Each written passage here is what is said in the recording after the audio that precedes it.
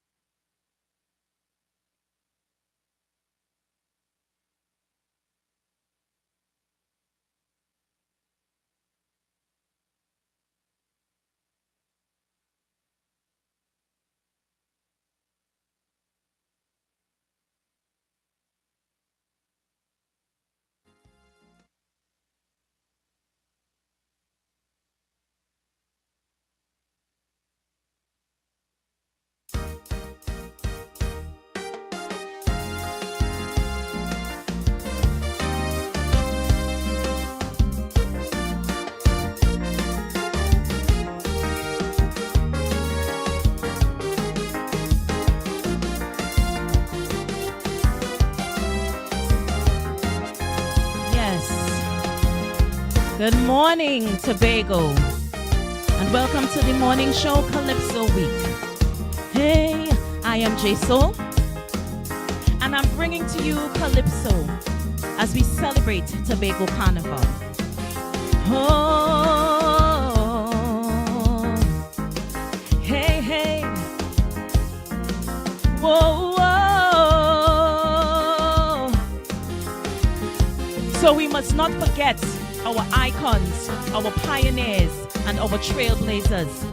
Those men and women who braved adversities to bring us where we are today. Those men and women who weren't afraid to fight, who weren't afraid to speak out, who weren't afraid to create change. So listen to this story. And I want you to smile, Tobago. Yes, so I say, smile, Tobago, smile. Your great mind. Where others dare not survive.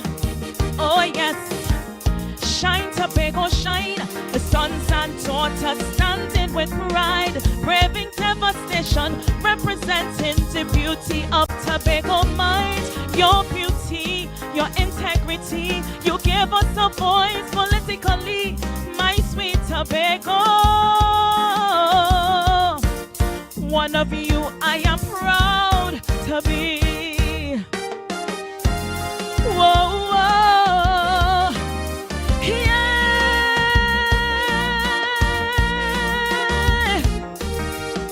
Whoa, whoa, yeah, yeah. We have so much to be proud of.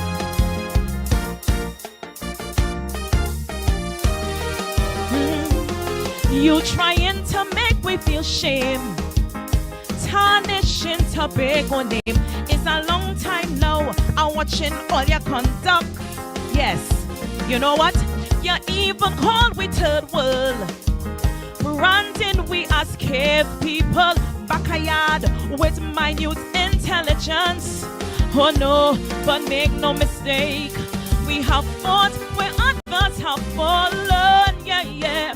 We survived the most brutal atrocities, from slavery to colonialism. Didn't defeat we, but it's this history gave birth to my identity. So you know what, Tobago, you need to smile, smile, and smile, smile. Your great minds are truly divine. J.D. Elder, you made sure a story was told. Oh yes, shine, Tobago, shine. A&R Robinson ruled with pride, crushing stereotypes, representing the beauty of Tobago mind.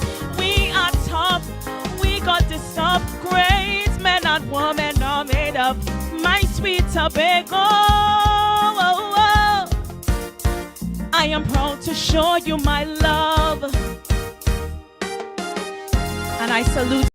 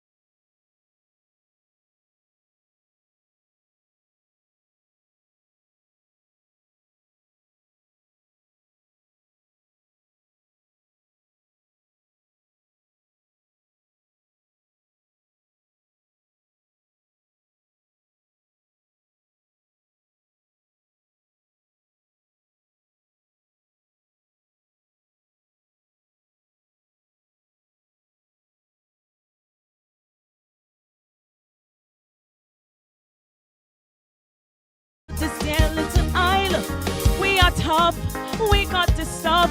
Great men and women are made up, my sweet Tobago. I am proud to show you my love. Yes. Oh, yeah, yeah. So we are trailblazers in sports, in art, in culture. You name it, and we got it right here. But let's remember now. Let me remember that.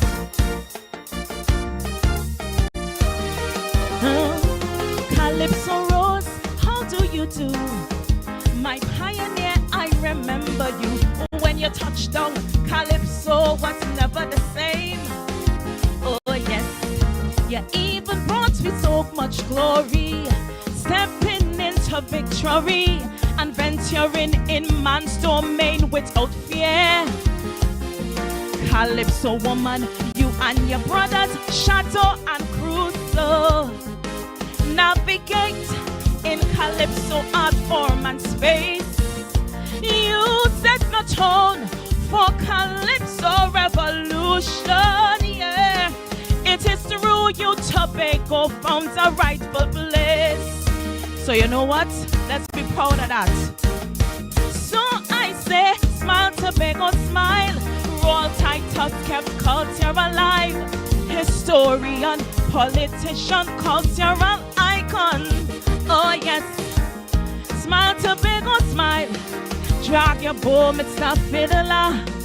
Dance the reel, dance the jig and dance the Congo. Oh, don't you know, we are tough, we got this stuff. Great men and women are made up, my sweet Tobago.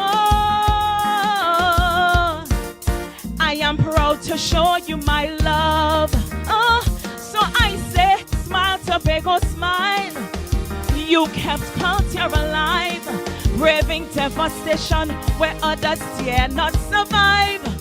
Oh yes, shine Tobago, shine. Your sons and daughters standing with pride, crushing stereotypes and representing beauty of mind. You got the stuff, we are tough, and we fill with so much love, my sweet Tobago. I am proud to show you my love. Oh, I salute you, Tobago. I show love for Tobago. Oh, somebody needs to do it. We need to love ourselves. We need to love our islands and our culture. Thank you. Live this morning. No, we're not in studio.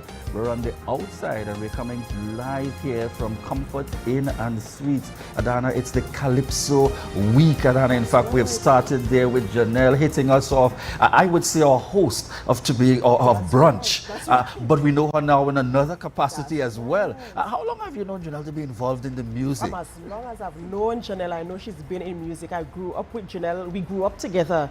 And as I grew up, I kind of know her singing, even in choirs, in Compre, and, singing Calypso and things. So Janelle, she's been around. Certainly. She's been around, and she has a firm foundation in the Calypso genre especially. Indeed, yes. Indeed. Pleased to hear that, that rendition in terms of that love for Tobago, yes, as right. always. And that in itself speaks to the kind of weekend yes. that we would have had here in Tobago in the Countdown. That's right. The Countdown to Tobago Carnival, which takes place on this upcoming weekend. And as they say, the thing starts. The thing starts. It's happening. That's right. Some would say as well, we don't want to hear about work in the morning. But the thing starts. The thing starts. Certainly, commendations indeed. It was a very hectic weekend.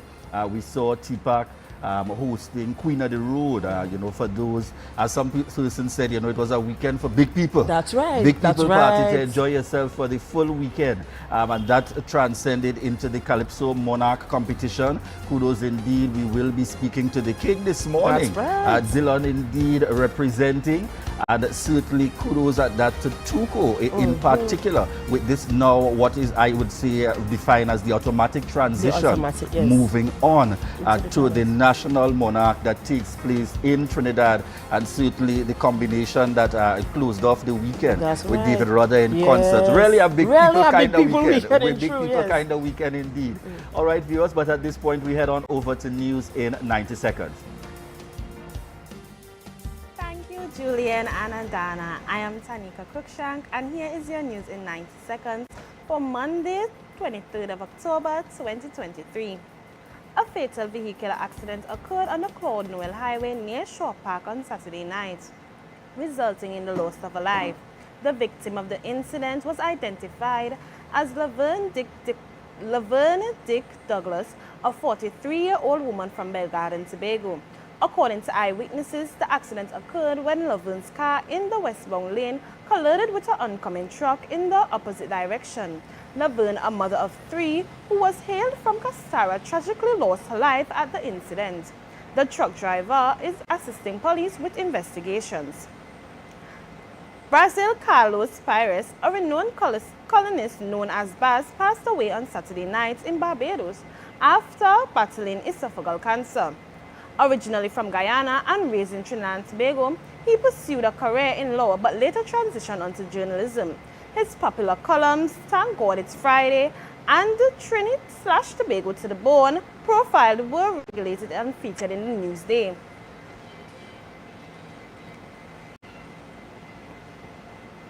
Tobago Calypso Monarch finalists, Legends Legacy Concerts, organized by the Trinbago Unified Calypsonians Organization, Trinidad and Tobago, in collaboration with the Tobago House of Assembly, was held on Saturday night at the Shaw Park Cultural Complex. 11 finalists competed against the reigning champion Nicole Thomas for a chance to secure a spot in the 2024 National Calypso Monarch Finals in Trinidad. However, first place went to Dylan Thomas, aka Dilly Suede, with his rendition It Wasn't Me. Second place to Caston Cupid with Straight from the Heart, and third place to Nicole Thomas singing Truth It Is. And that concludes your news in 90 seconds.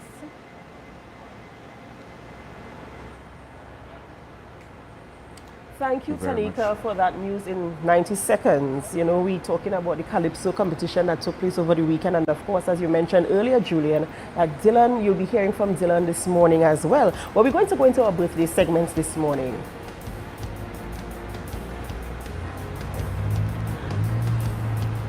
Right, and celebrating a birthday this morning, we have Mr. Tyrone Brown.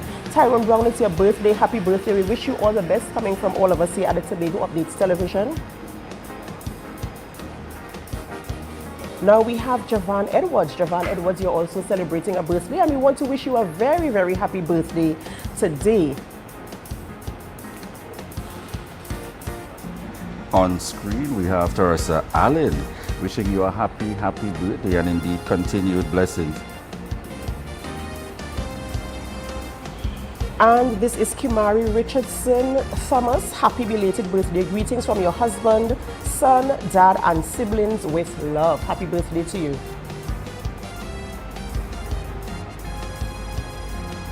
Right, so Julian, we have a very, a lively show today. As you said, we're outside. We're outside. It's Carnival. It's the Right? It's the October Carnival. It's the kind of time when you're ready to wind down low. You're ready to enjoy the season. That's right. You know what I mean? It's the celebration time. If you're into the season and the music and its activities, certainly a time to look forward to. That's right. Who do we have on the rundown, Adana? Right, and we're speaking this morning with Mr. John Arnold. He is the CEO of Tobago Festivals Commission, and we're talking about Blue Food 2023, a synopsis of the Blue Food Festival that took place over the last 2 weekends. And we're also speaking with Dr. Nathaniel Duke. He is the medical chief of staff at TRHA. We're talking about the relaunch of the cataract program.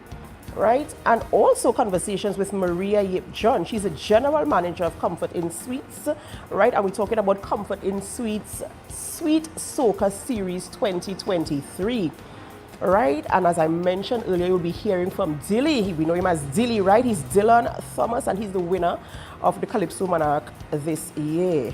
And that is our show. That's what our show is going to look like today. For you guys, ladies and gentlemen, we have a really exciting and very, very energetic show for you guys today, Julian. Yes, indeed. And it's the Monday as we're heading down with the lineup for Tobago October Carnival this weekend. The countdown is on. So let me head on to the live very quickly. I see connecting with us this morning, Brenda Campbell, Pearl Murray Beard in the mix this morning, Josephine Solomon, a faithful and supporter, Lisel James of Tobago Updates, Heather Cook, Lavian Ashby Cupid. We want to say good morning to each and every one of you are connecting with us here on the Tobago Updates morning show. Yes, folks, we're going to be coming to you live from Comfort Inn and Suites. The thing start. It is the countdown.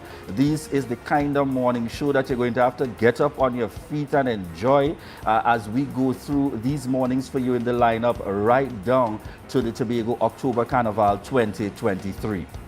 Right, ladies and gentlemen, we're going to head on over right into Tobago in Focus.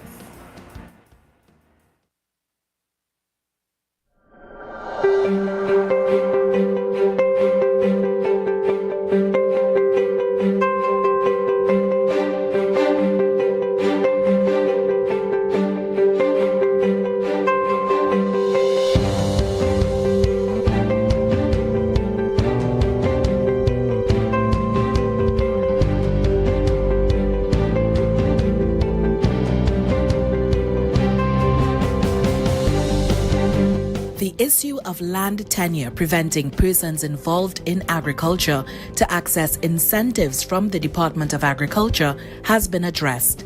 Registration and Incentive Officer in the Department of Agriculture, Tobago House of Assembly, Giselle Davis, explains. Prior, we focused on that land ownership where you must have been the registered owner of the property.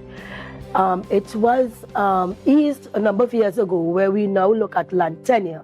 Land tenure meaning that for me, for example, I might be an owner of a parcel of land and you might be interested or you might be a relative to me in farming. So what we can do is do an agreement, a lease agreement, or I can give you an affidavit. However, whatever land tenure document the person intends on using must be a legal binding document. And also, I must show that I have the rights to give you permission to occupy the parcel of land.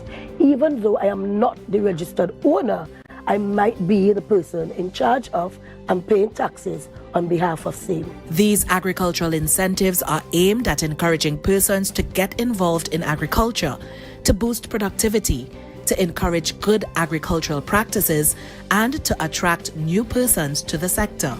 Equipment and machinery, water for agriculture, we have land preparation, there are incentives for agro-processors to bring your holding up to HACCP readiness. We have for marketing as well. So each incentive, and I must mention that there are also incentives for vehicles as well. This program is national, and all qualified persons are encouraged to take advantage of the investment.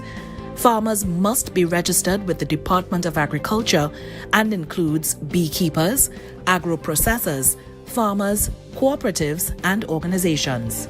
So each incentive, coming back to that, carries its own rebate percentage.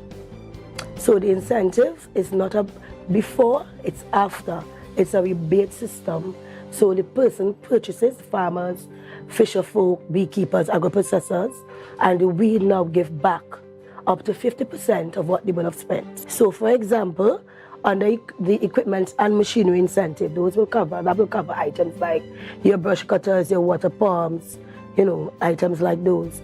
The rebate on that is 50%, but all we would pay is $50,000. For more information and to sign up for these incentives, visit the department at the Milshirv Administrative Complex, Shervan Road, or call 639-1966, extension 3585 or 3586. The Department of Agriculture is part of the Division of Food Security, Natural Resources, the Environment, and Sustainable Development.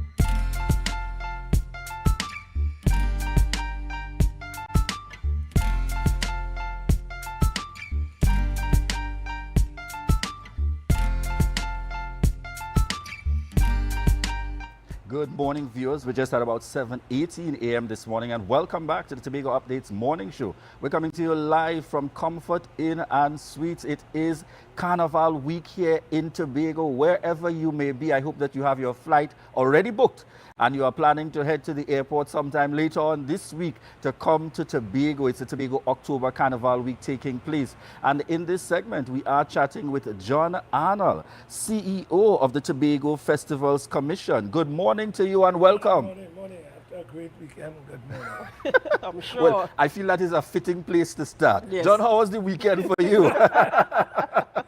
No, it was good. I enjoyed Saturday night. I didn't get to go Friday night, but I really enjoyed Saturday night. I thought the Legends part and the Tobago, what I call the creme de la creme of Tobago Calypso, I think that was great. Yeah, I had a good time.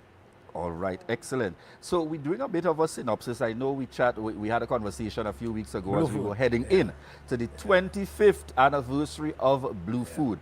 Let's start by defining it. How would you define it in one statement, the outcome? Epic. He didn't even go to a full statement, just one word. Yeah, no, I think for the 25th anniversary, I think when we look at the KPIs, I think we did really well, both from the community, when you look at the sponsorship, when you look at the turnout, all right, the persons who came, and the diversity of the audience. And when you look at the general audience participation and also satisfaction as expressed, also the vendors in terms of their own return, in terms of their sales, they all spoke about it being a very profitable day for them. And I think people were able to also enjoy the entertainment, the return on the entertainment, the return on marketing, I think all augured well for a really well executed event.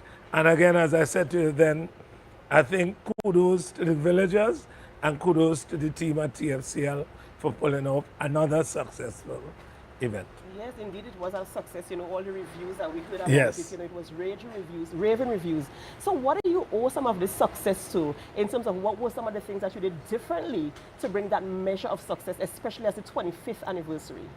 Yeah, well, in terms of the 25th anniversary, one of the things we did was really pumped a lot into the marketing in terms of making sure people were aware, if they've never heard about Blue Food, that they got the opportunity to hear about it.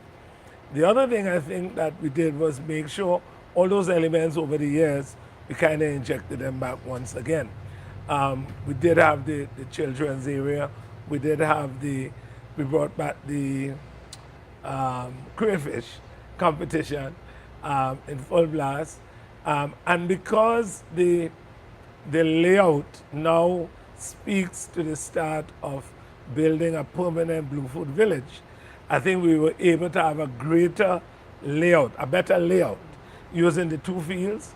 And I think persons experience the kind of flow in terms of walking through the program. The heat was there, but I think God also helped us in a little blessing about 5 o'clock when the rain came down and cooled the place down. So I think from all fronts, upstairs and downstairs, we got some blessings on that day. Definitely. And you're talking about the heat because I know Blue Food to be a wet thing. It's always Yeah, I rainy. know. So, you know, you were We've really had blessed. sun in the last few years. Right. Yeah, You've been really very, blessed. very good. Yeah. How would you rate the outcome, particularly in relation to the issue of parking and the setup and the arrangements that would have been in place? I got up there pretty late in the evening, came across from Trinidad, but certainly it appeared as though things worked well. But you know the natural challenge with the numbers to come out. Yes. Tell us a little bit about how that worked. Yeah, that's always a problem. And it's a problem for several reasons. One, the Maxis having a problem getting back in a timely manner because people are also walking on the road. Also, some of the buses are halted by patrons going out wanting you to stop rather than picking up the shutter point. I thought it worked pretty good and persons were able to get out. We have to be patient. You know, I always tell people, you know, I was in Aruba for a jazz festival, and if you saw the length of the lines waiting for the buses in a disciplined, orderly manner. And that doesn't obtain here. People will try to beat the system. But what has to happen, I would think, Julian, is moving forward. Because this has now established itself 25 years and it's going to be a sustainable event, I think permanent parking areas has to be established. And I think that will have to be looked at moving forward if we are saying this is a major tourism, festival tourism event. That's how I think. You know, I want to put John on the spot a little bit. With the development of this new area and space, which of course persons would have been speaking to, and we're looking for what would be that full things in place and roll out for 2024, as well as that point that you're just making in relation to parking. Is it that we can see another a potential jazz perhaps happening up on that north side? Is there any potential for that? I put it into the future prospects. Well, I think those are questions way above my pay grade. I can't comment on that at all. But would it be something, what I'm trying to get at, would the prospect be something that's not impossible to consider, bearing in mind the efforts being made to make this space a little more permanent, to host more things throughout the year? Events, yes. Yeah, I think in looking at the venue, obviously, yes, the aim is to kind of keep it focused on the agriculture and blue food. Right. Manifestations and so on. But certainly it doesn't negate the possibility of all kinds of events taking place in this space.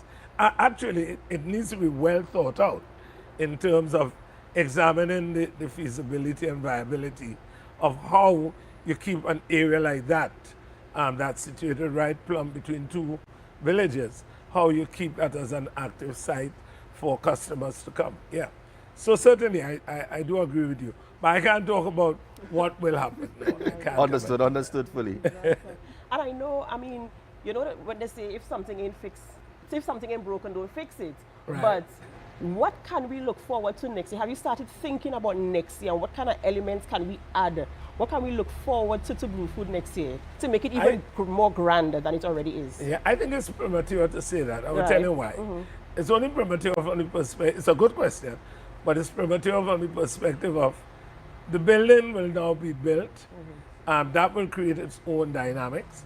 Two, we always have to continue this conversation with the stakeholders, the villagers, because they have a major part to play. I don't know if people understand that this event does not happen without a central committee that makes up participants from all three villages. And they have an input right down to even the entertainers they would like to see. They're the ones who say, you know, it is that. So I would think that moving forward, those conversations would have to be taking place before something like that can be said. But I think the possibilities are endless at this point. I'm sure. Tell us about the combination of local and national artists as we celebrated 25 for Blue Food. Yeah, we did what I call the judicious mix. Actually, so much so that we had more local. And what we did is we looked for artists who were resident on that side of the island and were. So the Deshaun Saul and Keishon Jack, Joanna Archer and so on. All of those were part of the Avitas, and that's where Super Blue came, Pretty, and Nyla Blackman, who was just outstanding, right? So I think that mix was really a good mix. And so I think persons were able to see local and they were able to see the other artists from Trinidad. Would you say Super Blue continues to bring that kind of legendary input? For some who are younger than us, you know, they just know the name, of the name. I could answer that question for you, yes. No, totally agree. Well, I can't say 14. She's now 16. She actually said to me, I want to get a picture with him. And that blew my mind because she was like, oh, I heard about him, but now I see him, I want to take a picture. And I think that speaks something to the kind of continuity of the legends. I mean, the legends that featured Weekend, that was really an amazing show. Actually, that show should be carried abroad. The thing about focusing on the Yes. ones pushing not only that music, but their own Their music, music I as think, well. speaks volumes for TNT. So certainly what we have seen is a greater level of appreciation happening here. Yes. And I'm happy that you made that kind of combination, because sometimes people just think, you know, it's about selecting an artist or putting something out there. Would you say quite naturally, tell us a little bit about your estimations of the numbers for this 25? My understanding is that this appears to have been the largest. Yeah, it was a nice question. That's a good question, because many persons said, Johnny, think this one here. And I said, boy, I remember, I can't remember the year, but that year we marked almost 5,000 something. And somebody asked me, you think? And I said, well, I feel so, you know. I just find the drone shots we got kind of spoke to, I don't know. I think it can, if it's not, it would be equal. Right, right. If it wasn't more, it would be probably equal to other years. Yeah. All right, certainly. The other area I wanted to get your feedback on, patrons in general, with the new layout, the spread and so on, moving in that direction. What was the general feel being in and through? Because I know you're the kind of man, you don't just sit down in one area when there's an event. You and your team, you all are in and between. What was the general feel from patrons this time around? Because, you know, there's some essence for some who didn't make it, you know, to the drive-through effects when there was COVID, coming back for the very first time to Blue Food this year. Yeah, I thought the layout, and I don't know if you noticed the Coca-Cola area on the field, how many persons were sitting there right through. People came, bought the food and went back and kind of stationed there. We had the petting zoo and the art and craft. The art and craft was quite diverse this year. And I think that offered a lot of sales for the persons on that side. But then when you came on the other side of the food, that also offered. I think the layout, the waiters, offered several kind of opportunities for patrons not to be in one place. We also had somebody offering chairs for rent, which also helped. But I think most persons were walking. And the other thing I want to talk about is, for example, T-Tap had a group from Santa Cruz, 45 strong, right? They rented a bus and they came. We also had the breadfruit guy who really is adamant. He called me. He gave out 200 trees, all breadfruit trees. And these are not the breadfruit trees that go way up in the sky. It's the kind of dwarf ones. I've actually gone to his house to see them. And you can literally walk outside and just screw a breadfruit out and, you know, organize. And breadfruit is such a great, great fruit. You can have it for breakfast, lunch, and dinner, as you know. And snack. And snack. And snack. So I thought overall, from the patron, I think there was really great satisfaction. The only complaint I got was the idea of getting out of the village. Yeah. And in wrapping, I mean, we've heard about the success, we heard about the patrons' remarks, we heard about, you know, how everybody felt the event was. But as the promoter, how does this feel? At the end of the day, I mean, this is a production that you're a part of, so how does it make you feel? Well, one of the things, I feel good in the sense that I was there from the beginning. And in the beginning, it's great to see something move from 100 people, 150, to what it is now. And being there over the years, and also being there from 2003 when I joined tourism, and watch the growth of it. So to be there now gives you a good sense of pride and a good sense of being Begonian and all the things that Begonian or Begonianized, you know. I know for us, we can't have you on and not talk about the future prospects. The obvious is obviously the end of this week, Tobago October Carnival. But tell us as well, future prospects in terms of festivals. What can we look forward to in the lineup as we head on over into 2024? Well, there's several plans that have been there for a while. One is the Tobago Food and Wine Festival, which we couldn't get off the ground this year because there were funding problems. The other one is another indigenous festival, which we keep talking about, Tobago Tambourine Festival, which will focus on this instrument, almost a very unique percussive instrument, but another one that we want to look at. And then we also have a Tobago Travel Lit Fest, which really looks at travel writers across the globe coming to a really beautiful destination and writing stories about it. So there are several other new festivals that have been discussed.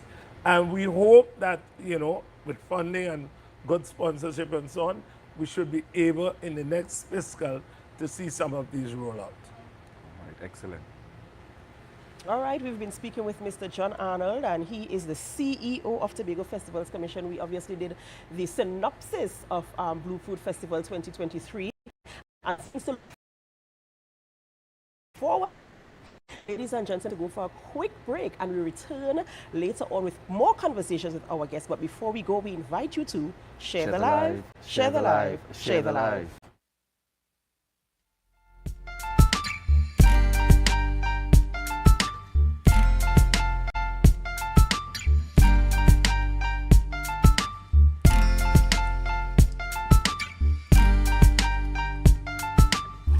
Hey, hello guys, welcome. Come have a seat. Oh, this is so stylish and I love the fabric. Darlings, you must tell us where you got your new furnishings. We got them locally at Standard.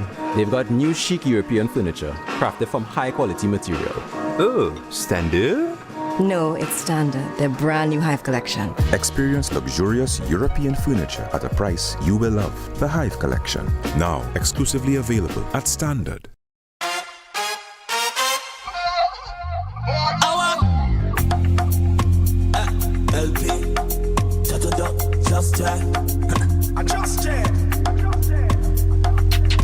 Any drink at the bar, give me plenty. Calibre liquor shot at the century. Now the thing start. Me love me drinks to me heart and me send shots.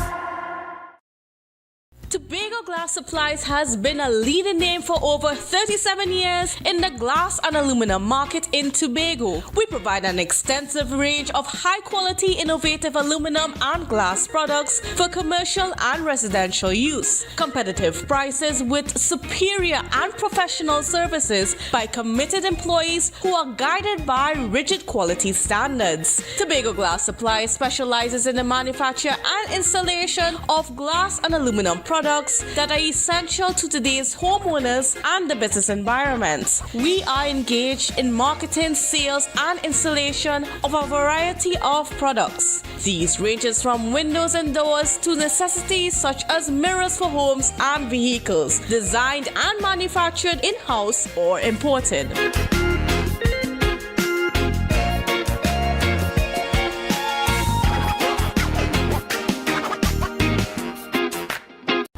So your car break down. Oh, no, not again. And you're worried paying a wrecker could mean a pocket breakdown too. But when you're insured with Tatil, no stress. Yes! A Tatil motor policy has lots of benefits that protect your pocket, like free roadside assistance. That's free 24/7 every time, as many times as you need. Tatil, where people are people. A member of the Answer McCall Group. You know, who would I ever believe, Jessica could take care of a child, I know, right? I'm a kinship foster parent to my nephew Malik. Papa, you remind me of my grandmother, when she used to take care of my cousins. If I didn't step in, I don't know where he would have ended up. Plus, I get support from Children's Authority, training, and counseling. But Jessica, you're not married? That doesn't matter. Once you have a safe home and you're related to the child, you're good. So they just gave money to do this? Yeah, they do give me some money. So, Auntie, you can buy a Lamborghini for me? Oh, I'm so sorry, Malik, but that money's to take care of you. Okay, smubble up is. I went and try. Mommy, you can buy No. Wait, I didn't even finish my sentence. About Lamborghini, you can get lamb stew for lunch. Auntie Jessica could only come when you come in, because all them does do is talk people business. Malakai, I'm only going on the bed. But mommy, the boy don't even live here. Yeah, go to your bunkers. What? Bunkers? Where's that? I think I'm getting pretty good at this.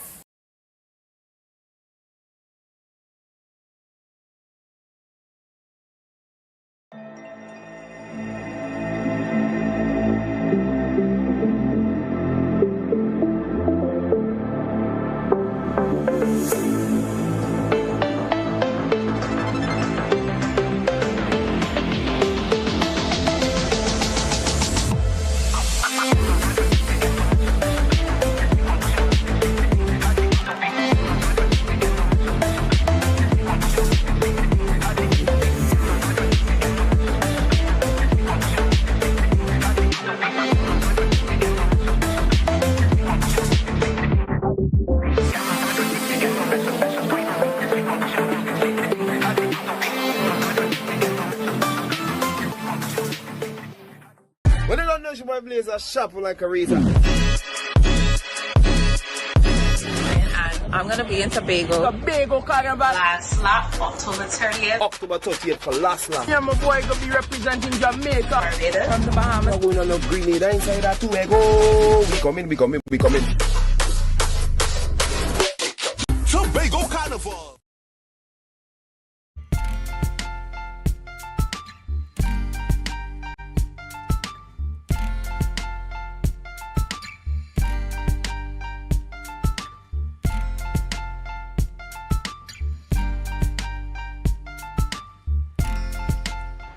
Welcome back to the morning show on Tobago Updates Television. We're coming to you live from Comfort Inn and Suites here in Tobago. And we continue conversations with our guest this morning, and we're speaking about the cataract program in Tobago. And we're speaking with Dr. Nathaniel Duke, and we're also speaking with Professor Jose Ramon Pons Martinez, ophthalmologist.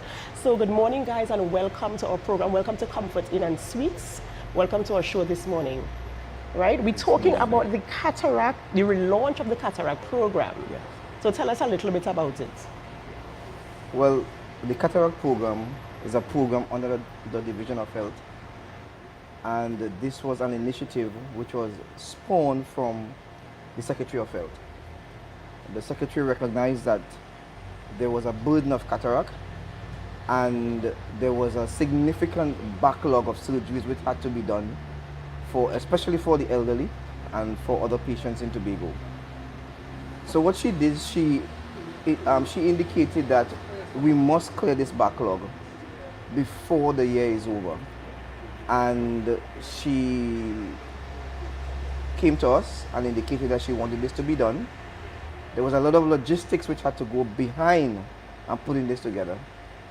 And with the approval of Executive Council, because this by no means was an easy task to pull off for Team Roxborough. I say Team Roxborough because it's a young hospital, it's a young team, and we had to more or less retrain everyone in the cataract surgery and cataract surgery procedures.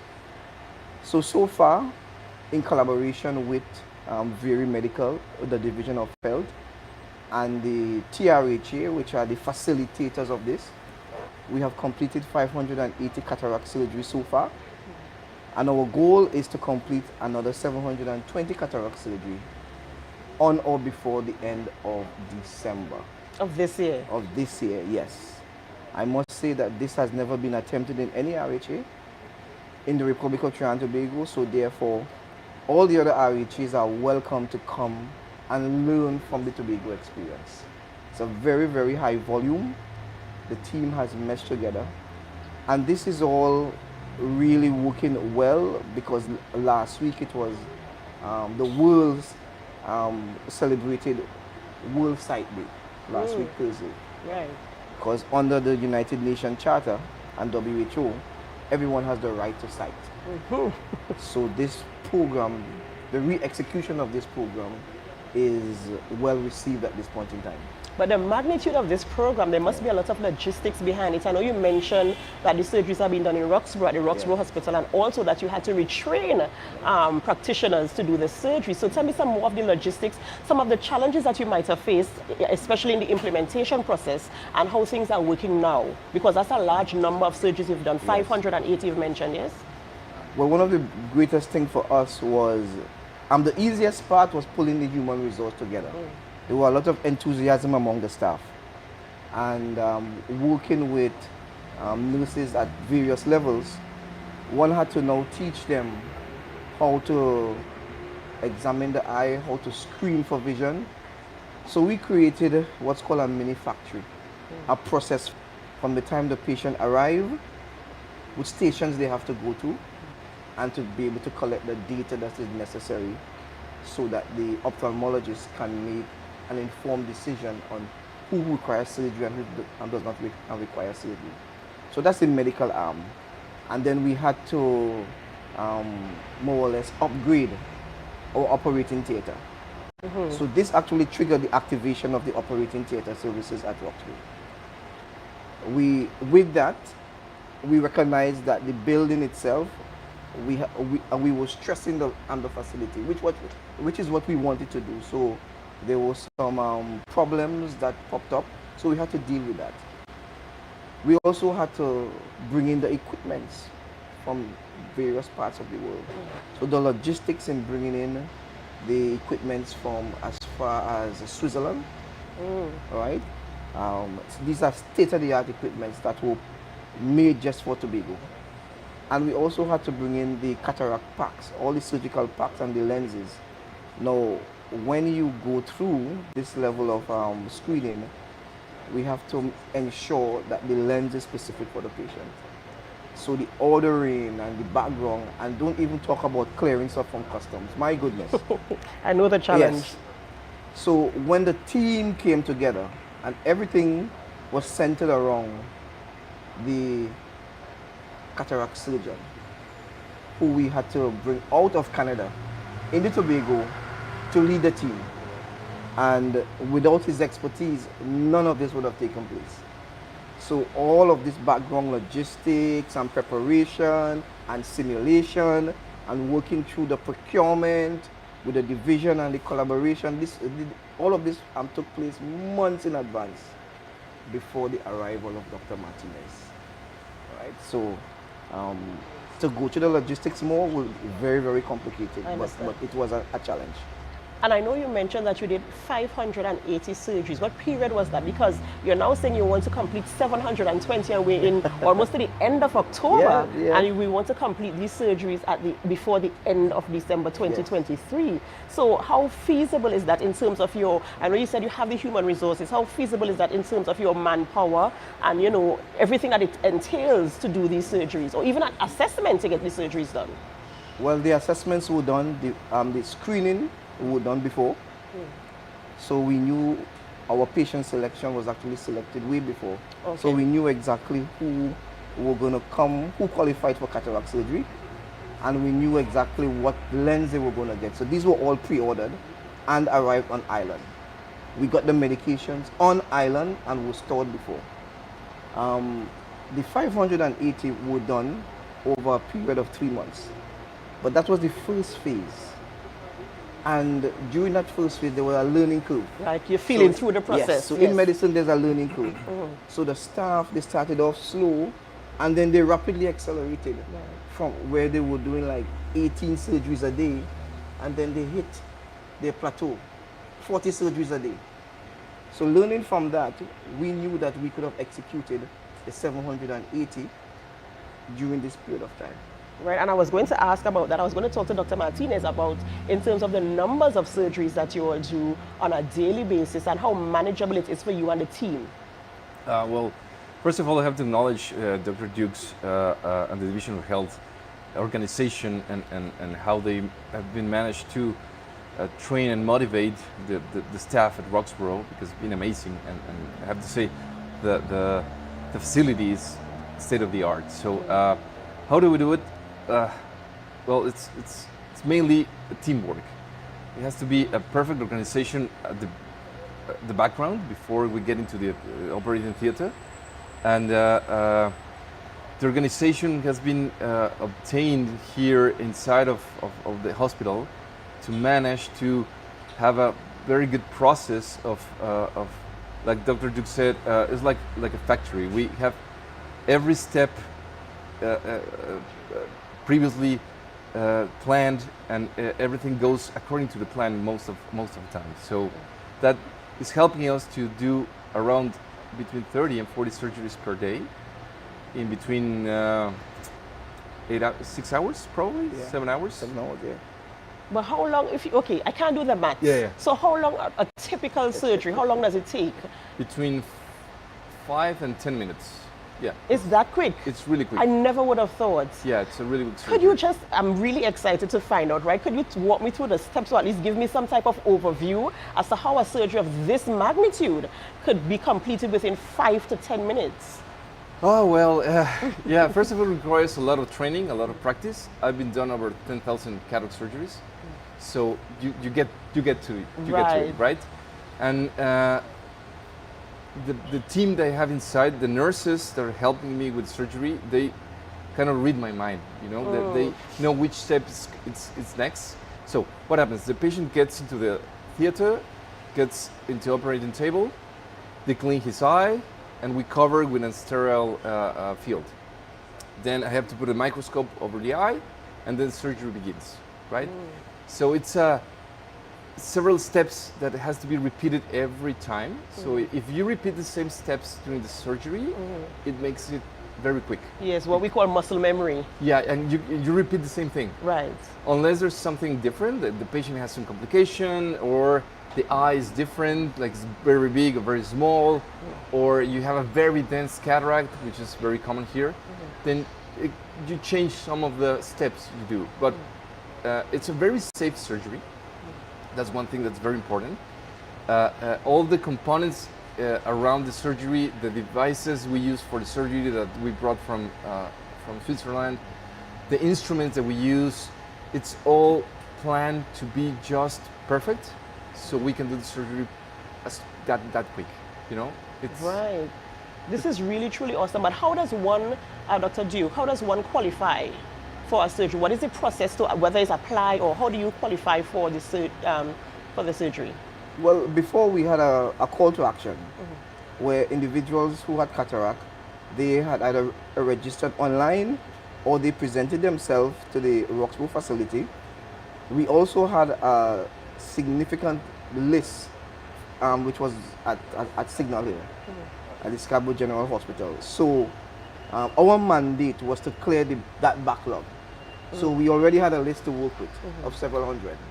And then when we had the call to action, we recognized that it was over 1,300 patients. So we call all these patients in via an appointment schedule, and we were screening 60 to 70 patients a day. And we did that for weeks. So we knew who qualified and who did not qualify. Now, there was a point in time where we had to stop the screening process because the numbers were just growing greater than the program could attain. Yeah. So we actually knew what we had to do in terms of our numbers before. So patients right now who think they have cataract, and we are encouraging them to go to the Scarborough General Hospital eye department, where it will be confirmed if you have or not. And then they can send you on to us with a confirmed diagnosis, and we will take it from there. And how long is that process, the wait time between having the assessment at the hospital and then coming to Roxborough? How long is that process before you actually are scheduled for your surgery? That process can be as soon as 2 to 3 weeks, or as long as 3 months. And it all depends on various factors. What's your vision at that time? If you are really confirmed, if you are not confirmed, if you have underlying glaucoma, which is a major issue in Tobago. What we are seeing from our all of our testing is that glaucoma seems to be more of a burden in Tobago than cataract. As we crunch those numbers, we are seeing this. Yeah. Wow. Ladies and gentlemen, we're talking about cataract surgery, the cataract program being relaunched. And as Dr. Duke said, if you suspect that you might have cataract, the procedure is you go to the Scarborough General Hospital, to the eye department, and they will do their assessment, confirm your diagnosis, and refer you to the hospital. In closing, is there anything you want to tell our viewing and listening public this morning? Well, from a medical point of view, as Dr. Martinez said, cataract surgery is safe. And once you are confirmed as having cataract, we are willing to do what we have to do to ensure that your sight does not deteriorate. One of the things that we must thank is the Division of Health. Because if it wasn't for their support, and by extension the executive of the THA, this would not have happened. This is a very costly procedure. Also, Professor Martinez and his team, to return to Tobago on so many occasions to help us pull this all together and execute this for the people of Tobago. Well, ladies and gentlemen, we must say thank you to the Division of Health and TRH for this program. And of course, if you have cataract, the procedure is you go to the Scarborough General Hospital, get your assessment, and then proceed to the Roxborough Hospital, where you would have your surgery if you require same. We are going to go to a break, but of course, we continue our conversations with our guests in studio, so we're asking you to stay with us. And while you stay, we encourage you to share the live, share the live, share the live.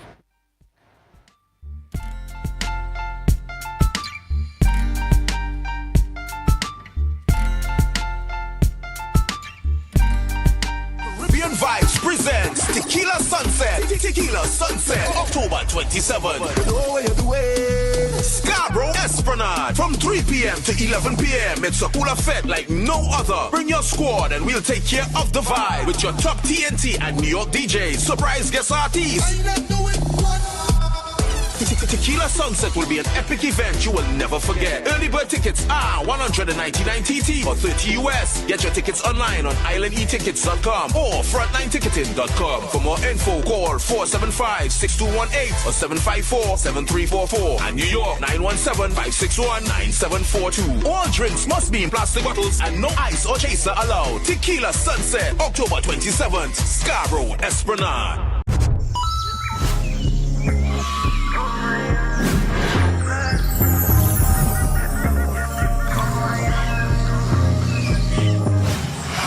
Take your time and ride on the bike. Take your time and ride on the bike.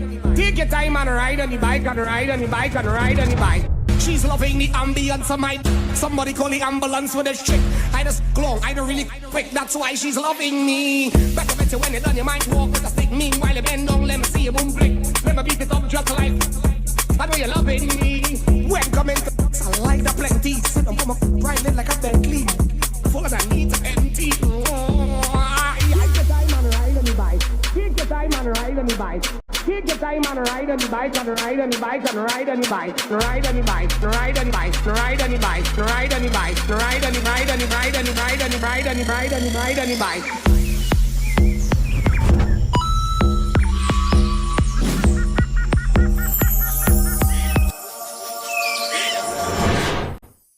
Rotisserie, mouth-watering fries, salads, combos, and specials galore. Feeling for something to eat? Come and see. Our rotisserie is seasoned to the T. Kicking chicken, masala, and jerk roast. Crispy fries made from scratch. Who do you know can't beat that? Or salads freshly cut and packed. When you taste it, you'll be wanting to come back. So come check us out on number 2 Robinson Street, Uptown Scarborough, Tobago. We open on Saturday nights from 7:30 to 11:30 p.m. Monday to Thursday, we're open from 10 a.m. to 9:30 p.m. and on Friday, 10 a.m. to 4:30 p.m. Contact us at 772-7443 and all social media handles at The Rotisserie Factory. Loving gives me fever. I feel like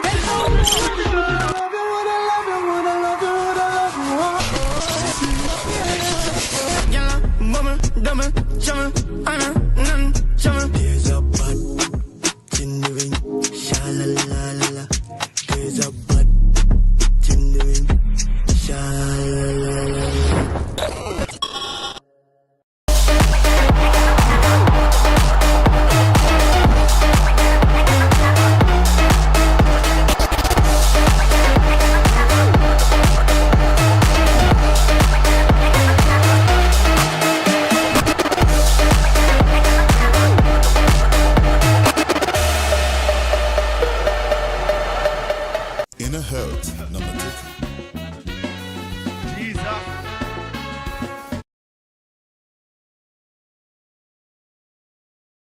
Give me again.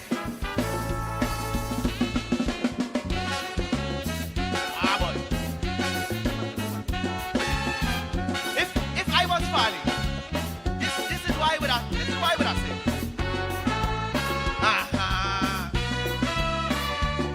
Well, I know what's going on.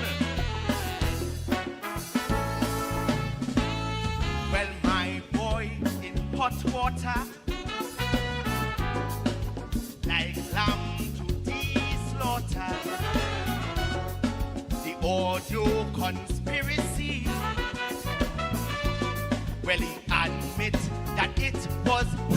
But if I was folly, not even a storm could move me. I shall not break, my reputation is at stake. They can knock me off my steeple. I's a man of the people, so this cross for you I would carry by any means necessary. But I was your voice. It wasn't me. Boy, you had no choice. It wasn't me. So step out of the shade, stop the charade and come me clean. I strongly rebuke. It wasn't like you take me for duke. It wasn't me. I don't need no grass to cover me. I don't use obscene, cause saltfish tells no lie. Make a wish and just close your eyes. Good morning, viewers, and welcome back to the Tobago Updates morning show, coming to you here live from Comfort Inn and Suites. Yes, it's Carnival week, it's celebration time. We're having a grand affair here. Yes, Adana Fettin on set as well. I don't know about that. Deep breath, deep breath. Viewers, at this point, we want to say welcome to Dylan Thomas, our Tobago Calypso Monarch 2023, really representing out there on stage. Good morning and welcome to the Tobago Updates morning show. Morning. Thanks for having me. So Adana, we have the king on set this morning. The king on Excellent start to our Carnival That's week right. lineup. Let's start by getting your initial reaction as you waited there those few seconds to the countdown to announcing the results. It was very unexpected for me because I know I have my two big sisters in the competition also. And then I've been hearing talks about Castor and Cupid and how big his song is. So sitting down there waiting for the results was frightening. Tell us a little bit about that journey for you, for those who are not as familiar. That journey for you in the art form and so on, in this industry, for those who are not as familiar with Dilly Sway, Dylan Thomas. Okay, well. When did it start for you? Well, I started in Roxbury. The first competition was a tourism calypso competition, where I placed first. The person that got me involved was Miss Cindy Lou Edwards. She was a theatre arts practitioner, teacher at the point in time for Roxbury. So I contacted my brother, and that was in 2009 in Fort Fork. Well, my brother, he write up my song, and I take the stage, and from that was it. So your induction into this arena, and you came out the winner. Yeah. Right? So of course you had to maintain a standard. So how was it like from there? You said, we're here today. Well, so how was that journey for you? It was very enlightening, very inviting when it comes to the other contestants and the audiences, different audiences that I would have meet. So kind of help boost my confidence. Since then I captured a good bit of titles like the Tobago Young Kings, the Stars of Tomorrow in Trinidad in 2013. I captured the Windward Monarch. The first time I get in the Tobago Monarch though. Oh, right. First time, yeah. So for many, some may not know and some definitely do, there is a family connection in the Calypso for you. It's something you appear to have grown up in, in the household. Tell us a little bit about that competitive edge with your sisters. Royal, the soca artist, is my nephew. Yes. From Tobago here. We grew up in the same house. We used to be writing stories and songs, just following the fact that Sheldon is a writer, Nicole already singing. We seeing my sister how they doing different things, so we just practicing and getting myself involved before the actual involvement. So it's like a family culture. Yeah. Right. Yes. Certainly. We'll be going to this song now, the big tune that took you to the stage. Give us a little background into how you came up with that song. Well, it was a task coming up with the idea for the competition. We say we need to get something that would be a bang.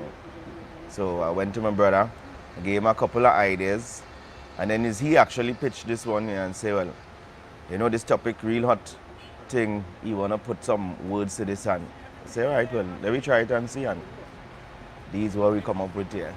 So without a doubt, you were prepared to touch on what are topical issues. Sometimes in the industry now you find that people tend to stay away and shy away, but you went into it with confidence. How was that feeling for you on the night? Well, listening the song, I know it might have bring some kind of controversy, yes. But true how is a humor, and it may connect with the audience more than the judges or whoever might feel intimidated by the song. Is that will motivate me to really go forward and have the confidence to bring it out, because of the fact that I think that people might want to hear something like this. You know, it's not about the competition to say going out to win, to compete. It's just what I know about Calypso is that it is an informative tool. So getting a song like this in the way that it is written was very boosting of confidence for me. And you're right, the Calypso genre really is a genre where you speak about the current issues, the current affairs, and the things affecting the general society. And having touched on some of those issues, what was your role in terms of, I know you said your brother wrote it, but what was your role? Did you have any contribution in terms of writing this song, and what was your... No writing for me. The feel of it? Yeah. Well, the feel of it would come from my theatre arts background and all my understanding for the lyrics and the content and this kind of thing. When he writes with the personality of the Calypsonian in mind. So that's what would bring the energy behind the song itself. And you're right, because it takes your personality to really bring out the essence of the song. But the lyrics and the melodies and thing of this song is really nice. Well, you say the lyrics is top notch in terms of bringing forward that content. Now, one of the good things coming out of this show, and I was there and really pleased in terms of the fact that the winner now has the opportunity to advance to the national stage, heading to the March Gras. How do you feel about? Well, that is a victory. That is a victory step for me and for my family. We've been in the March Gras before as Sheldon Reed. But we never really keep it constant. So being there now will help to, motivate the rest and to show that we have a chance and it's possible to be in the March Gras with the other big Calypsonians and that is it really. What kind of work now needs to go into that preparation for the big night? Well, it's a lot of money. Sure, it's a lot of money, because we'll have to get professional people, actors, enough background, enough to bring out the idea of the song more, to make it more understanding for who mightn't really get the picture as yet. And that is really it. That is really it. Preparation when it comes to the performance, and to make sure you have that stage presence, and make sure you have that stage presence, and that the support from the props and the whole team, ensuring that they have the energy to carry the song. Because as I mentioned earlier, you really have to carry the song, because you can have good content, you can have good lyrical content, but in terms of delivery, you really have to come good, and we have to commend you on that, because you came real good, and that's why, of course, you walk away with the crown. How does it feel competing against your sister? Well, I just feel very happy being able to compete against my sister, because I know she's a veteran. I believe she's a top-notch. She's a hardcore artist when it comes to Calypso. And to compete against her every year is always a real good opportunity to help me with my personal building of my personal growth. And I also sang with Helon Francis, who was one of the finalists and Monarchs. I sang with him in Young King Stars of Tomorrow. So being able to meet some of these people again, after a good while is real exciting. How do you feel particularly with the fact of what I would describe as the creation of this additional avenue for Calypsonians by way of the Tobago October Carnival?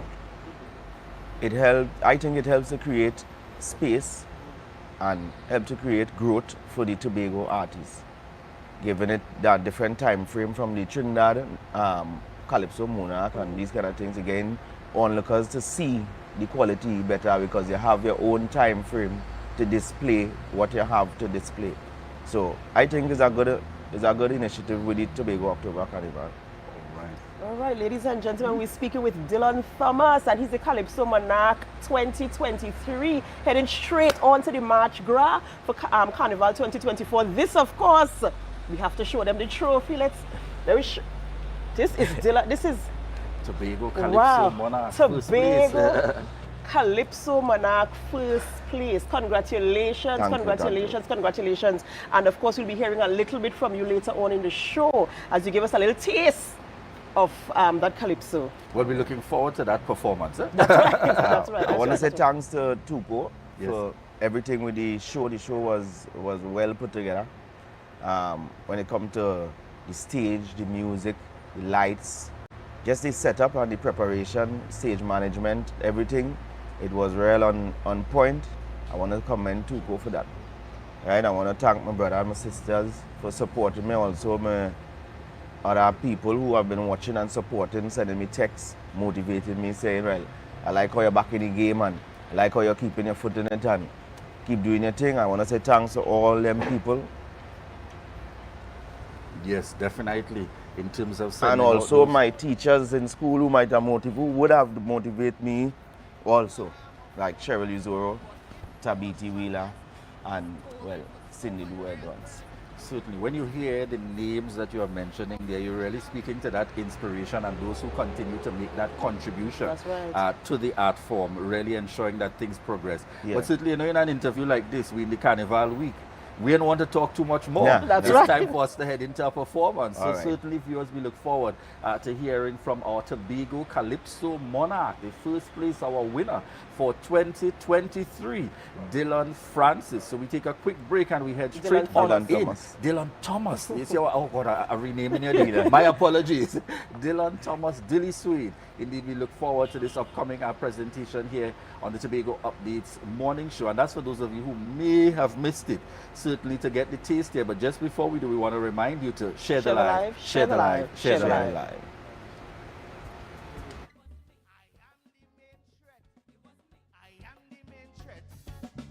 It wasn't me at all, 'cause Saltfish tells no lie.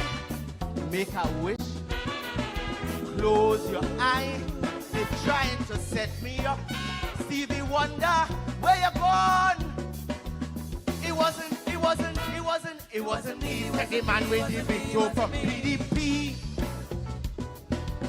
Who spent half the time Portmore, Scarborough, Tobago, with over 25 years experience offering services in and not limited to microscopic blood analysis, reflexology, and the sale of a wide range of organic herbal products used to supplement thyroid, lymphatic, heart, kidney, and brain health, and the male and female reproductive systems. Come and chat with us. Remember, your health is your wealth.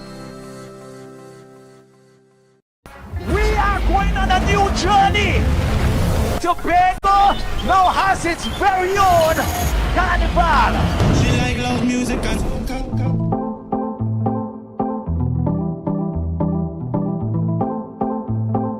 Platinum touch.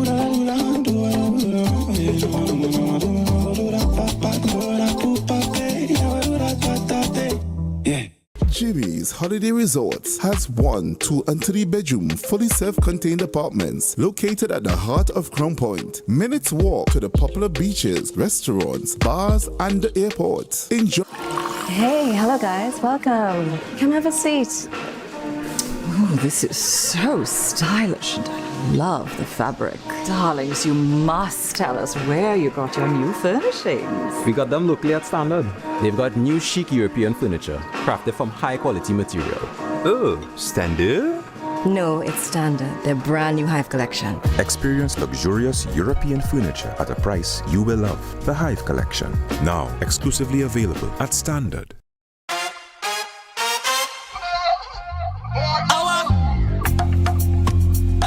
LP, just chat. I just check. Any drink by the bar, give me plenty. Call me liquor shot at the century. Look, now the thing start. Fill up me drinks to me heart and me send shots.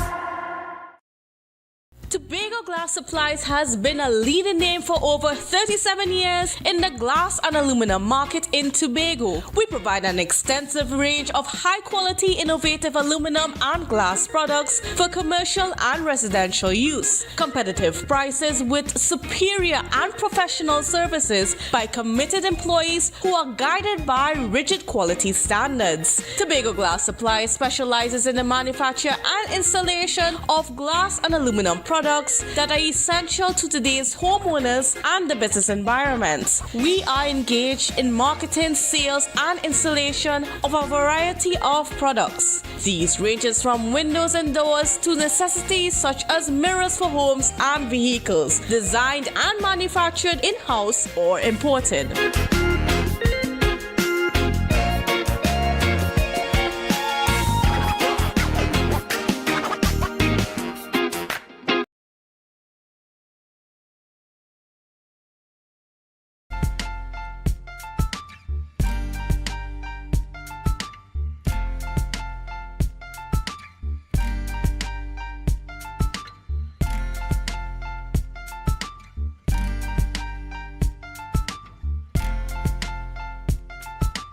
Welcome back, viewers, to the Tobago Updates morning show. No, I'm not doing the performance this morning, but Adana, we're heading straight on in, and we want to say thank you to our viewers, those of you connecting with us here for the Tobago Updates morning show. As we bring this show to a wrap, we're going to be heading out with a performance, and then we head straight on over to GMT. Adana, let me get that grand introduction like you're on stage, ready to introduce. Ladies and gentlemen, boys and girls, be on your feet as we introduce the Tobago Calypso Monarch 2023, Dylan Thomas with It Wasn't Me.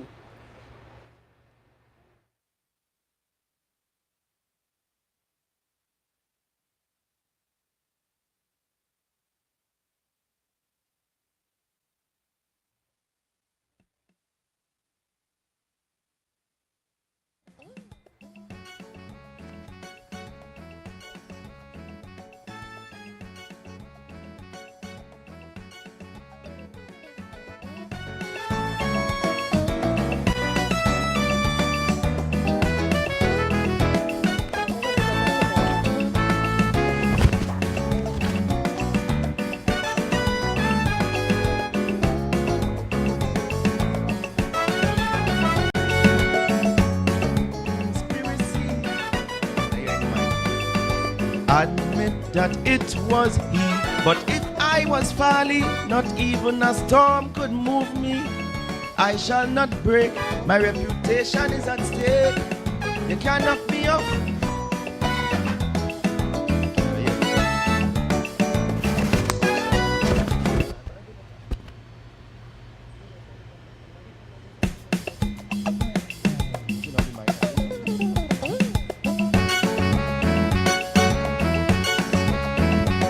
Yeah.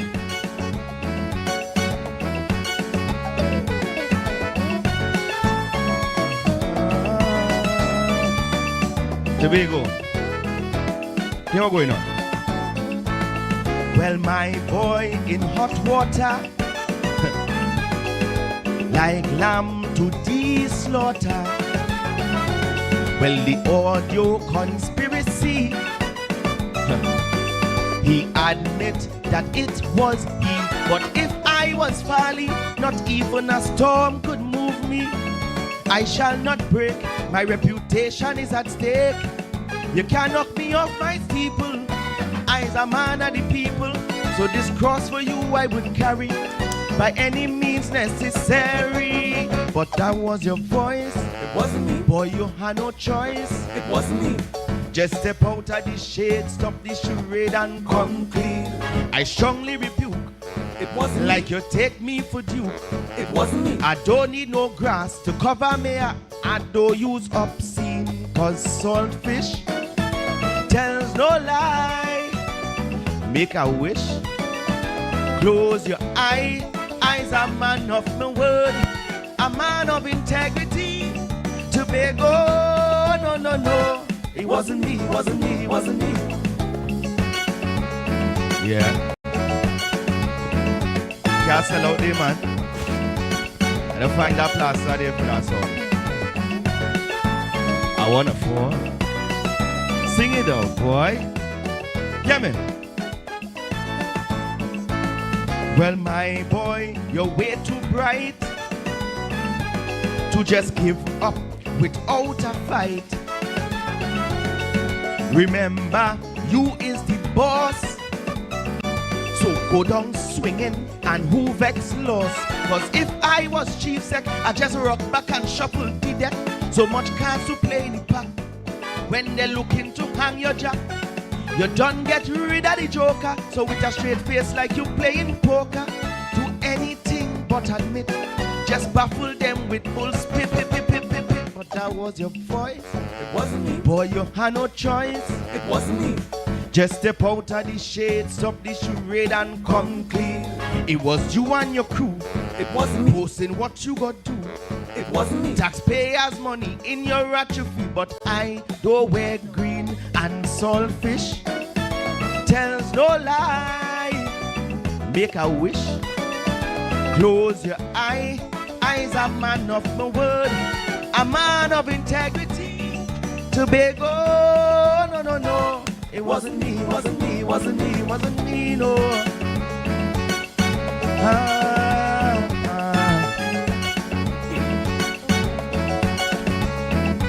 Yes.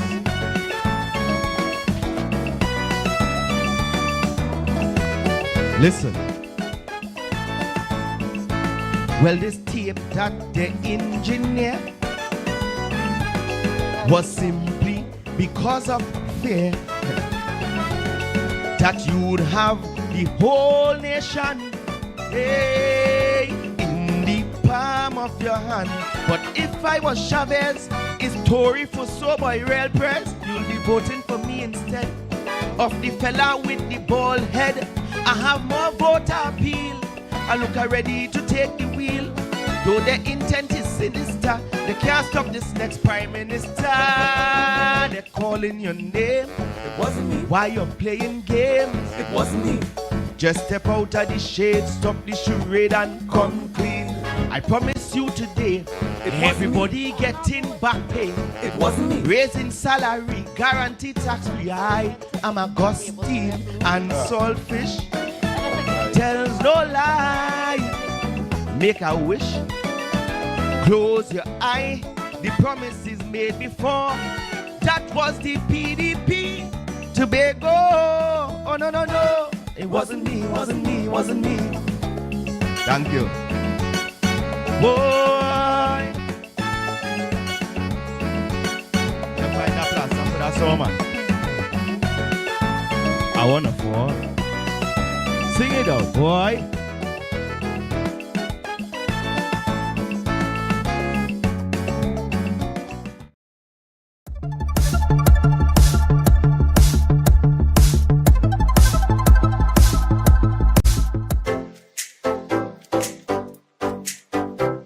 About sustainability and not so much about making a profit. They have the role of fostering Tobago's small and medium-sized enterprises with growth support. And one such way the Business Development Unit does this is through Creative Tank. In this year's finals, 8 entrepreneurs had the chance to pitch their business models in only 3 minutes at the finals of the competition. This year, because we've recognized the growth as well as the potential for growth in our tourism sector, we've expanded and focused on our tourism industry. This year, 17 participants would have entered the competition in the fields of mixology, recreation, tours, and promoters. We want to see how much more creative you can be with your offerings and how you can now move your business in the most upscaled manner from where it is to where it needs to be. But most importantly, this is the THA giving a commitment that we are interested in supporting your business to the next level. What is that next level? Well, that's what we are anxious to see from today's installation of the program. But only one person could be named the Entrepreneur Extraordinaire of 2023. In the end, this presentation got the judges' nods of approval. Nylon pool tours evening cruise, jet ski, anybody? Nah, not today, brother. Alright. Nylon pool tours, jet ski, evening cruise, anything today? Nah, we good. Where is this here, boy? Ross, I always seen you here. Anything today? Nylon pool tours? Nah, I actually real good and I already have a booking with All Things Tobago. I mean my booking online. All Things Tobago is a digital marketing tourism agency where we create a digital experience of what a true vacation in paradise should be like, and we share that with our audience. Now, not only do we create that digital experience, we would have create a community with different businesses located on the island, and we generate business for them and assist them in creating an elevated service. One of the things that showed up here today was a crisis of confidence. People were incredibly nervous in front of the camera. And one of the things that we have to build as we move and make our way in the world is the opportunity to stand up and talk, to sell ourselves, to sell our business, to sell our idea, to sell who we are. And so as you're operating in the niche of the tourism space, this becomes even more important because you're communicating to people who don't know you, who know nothing about the island. And so you need a stronger communicative presence. And that will come from you having confidence in who you are, how you are representing the island, and all of that will flow. There is no doubt that all of the 8 people here today were technically competent for the niche categories in which they operated. But in terms of some of the general skills, building out the marketing, figuring out some of the other things that come along with that, those are the things that we need to work on. The entrepreneur extraordinaire walked away with $20,000, taking the prizes for Most Innovative Business, All Things Tobago, Most Promoting Business, JT Salt Life, and Most Engaging Entrepreneur, Cleon McPherson. Awards were also distributed to winners in each category. Tavier James won in the category of Mixology, Alphalea Telesford Recreation, Gideon McKellar Tours, and Cleon McPherson Promoters. Creative Tank is hosted by the Business Development Unit of the Division of Finance, Trade, and the Economy. That was a production of the Department of Information, Office of the Chief Secretary, Tobago House of Assembly.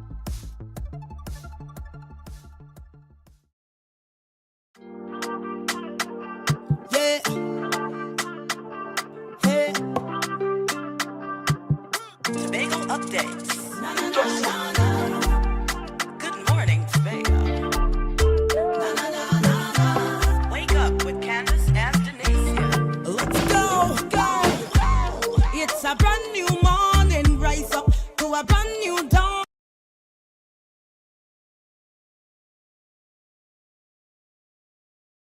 Say thanks for favor. So wake up and hear me neighbor. 60,000 people strong, and the vibes is never wrong. We are beauty, we are power. We are people in the sun. We are beaches, we are rivers. Current affairs in Tobago, Trinidad, and the region. With the perfect conversations to complement your morning routine, I am Candace Jackson, and let's get started with the news in 90 seconds. Dylan Thomas, aka Dilly Suede, won the Tobago Calypso Monarch Finals and Legends Legacy Concert. It was organized by the Tobago Unified Calypsonians Organization, TUCO, in collaboration with the Tobago House of Assembly, and was held on Saturday night at the Shore Park Cultural Complex. 11 finalists competed against the reigning champion, Nicole Thomas, for a chance to secure a spot in the 2024 National Calypso Monarch Finals in Trinidad. However, first place went to Dylan Thomas, aka Dilly Suede, with his rendition of It Wasn't Me. Second place went to Captain Cupid with a Straight from the Heart, and third place to Nicole Thomas singing The Truth Is. Up next, one woman lost her life during a vehicular accident on the Claude Newell Highway near Shore Park on Saturday night. The victim was identified as Lavon Dick Douglas, a 43-year-old woman from Belgarden, Tobago.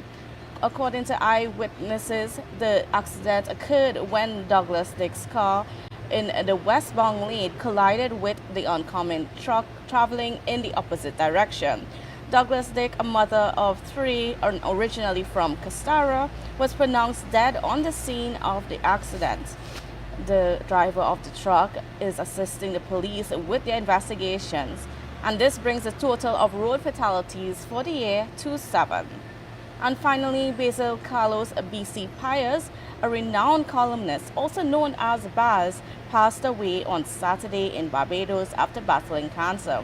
Originally from Guyana and raised in Trinidad and Tobago, he initially pursued a law career but later transitioned into journalism. His popular columns, Thank God It's Friday, TGIF, and Trinbago to the Bone profile were regular features in the Newsday newspapers. Survived by his wife, Carla Castaghini, and their children, Rosie and Ben, Baz was diagnosed with cancer in September 2022. At the age of 65, he leaves a lasting legacy in journalism. And that concludes your news in 90 seconds. And viewers, we got a whole lot on for you this program as we get kicked off with, Carnival Week. It's Tobago Carnival this weekend. So, we at Tobago Updates always have to be doing something outside and something wonderful for you viewers here. So, we are at Comfort Inn and Suites, and of course I want to shout out the management of Comfort Inn and Suites for allowing us to be here this morning and all through this week. We certainly really appreciate and grateful for your accommodations here this morning. Now, getting into the program, we started off with some sad news in regards to we had a 7th road fatality over the weekend. And we are getting a little bit of updates in regards to what happened. And we are being joined by Superintendent Rodel Kirk this morning. And so a special good morning and welcome to you. Good morning, Candace. Good morning to Tobago Updates and the viewers in Tobago. All right, so I'm going to start off with just speaking about this road fatality that we had over the weekend. Now, it's my understanding that the driver of the truck was arrested and he's now out on bail.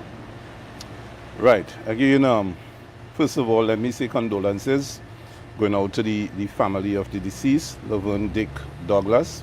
It's always not a nice thing when we, somebody lose their life in such a horrific situation.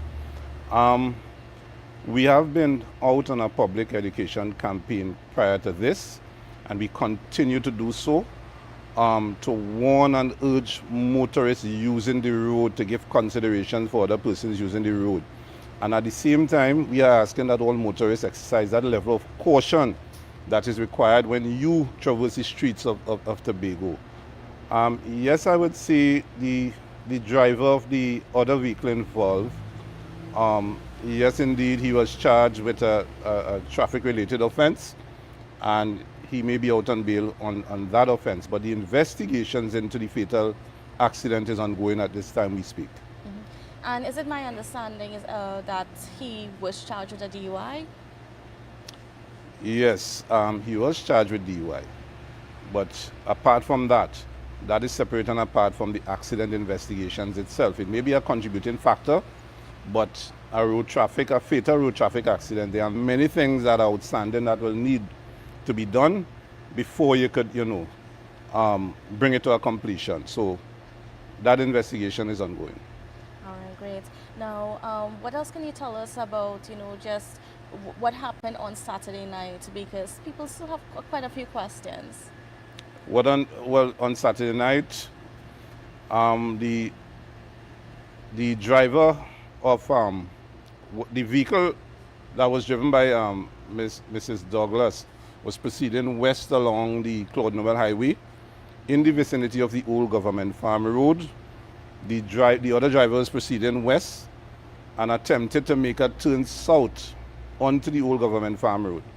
And that is where the collision took place.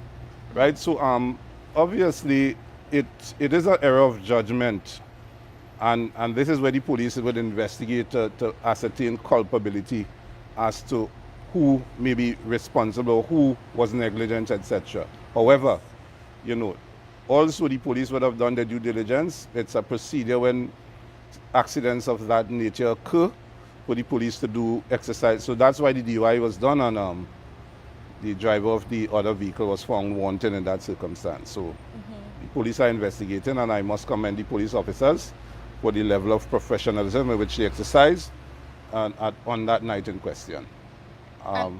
And there was another incident that happened over the weekend. And before we get into the carnival tips, and I will get into conversation about us drinking and driving and all of that stuff, but there was a shooting incident that happened in Goodwood.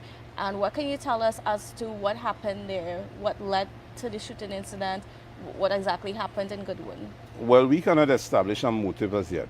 The guys were on the street linemen per se, and when they were confronted by a gunman who fired several shots, hitting the victim.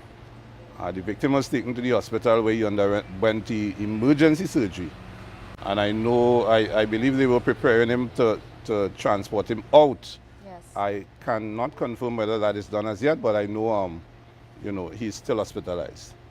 The police, again, rest assured that so far the police are pursuing certain leads, and I believe soon enough they would identify the perpetrator of this incident. Now, getting back into Carnival, this week is Carnival, and naturally, with all the fets, all the parties, all the events that are happening, there's going to be a lot of drinking. And I mean, how much the police is going to be stepping up their game in terms of making sure that we have less drunk drivers on the road to prevent an incident that such like the one that happened on Saturday. Right. So what I want to assure the public is that the police are already on the streets. We have been out there with a number of joint operations, collaborative effort between all the agencies of national security. It is our responsibility to keep the space safe. And we want that persons who are coming to the island and persons who are on the island to be safe during all these pre-carnival events and all the post-carnival events as well, and during the carnival. So the public is going to be a bit inconvenienced in some extent where the police are out. I just want the public to know that we are doing this for your safety. So, cooperate with us and, help us to make the space safe for you. So, leading up to this carnival, we already have police officers, additional resources on the island. And you can see, if you go out throughout the island, you will see a number of police operations on the road. This is just part of the methods that we would use in terms of, policing the island. And rest assured, although the carnival is concentrated within the Scarborough area, our police are going to be out throughout the length and breadth of the island in order to make this space, or continue to keep this space safe. So we are just asking the public to bear with us. You may be a bit inconvenienced, but it's only for your safety. And what about the breathalyzer test? Are you going to see quite a lot of that out on the roads this week? Yes, I can assure you. We have already started in the week. Several persons arrested already for driving over the required limit. And this is going to continue because we know that during the revelry, people would consume alcoholic beverages. So we are asking you, when you are drinking, make sure that you have a designated driver. We are going to be out there, and we are going to adopt a zero tolerance approach when it comes to driving under the influence. Now, what are some of the things that are going to be in place for safety during this carnival? Right. So what we are going to do, again, persons coming into the carnival celebration, we are going to have our street checks, our stop and searches, because we're trying to eliminate and mitigate anybody coming into with any dangerous weapons. One of the things that was also put in place is that the no glass bottle approach within the carnival festivities. The declaration was made in terms of the law, so all the stakeholders are already aware. So I know they would ensure that the bars and so on operating, they would not have the glass bottles in terms of selling to people in the glass bottles, etc. So that is one of the things to mitigate against any issue using the bottles as any weapons, etc.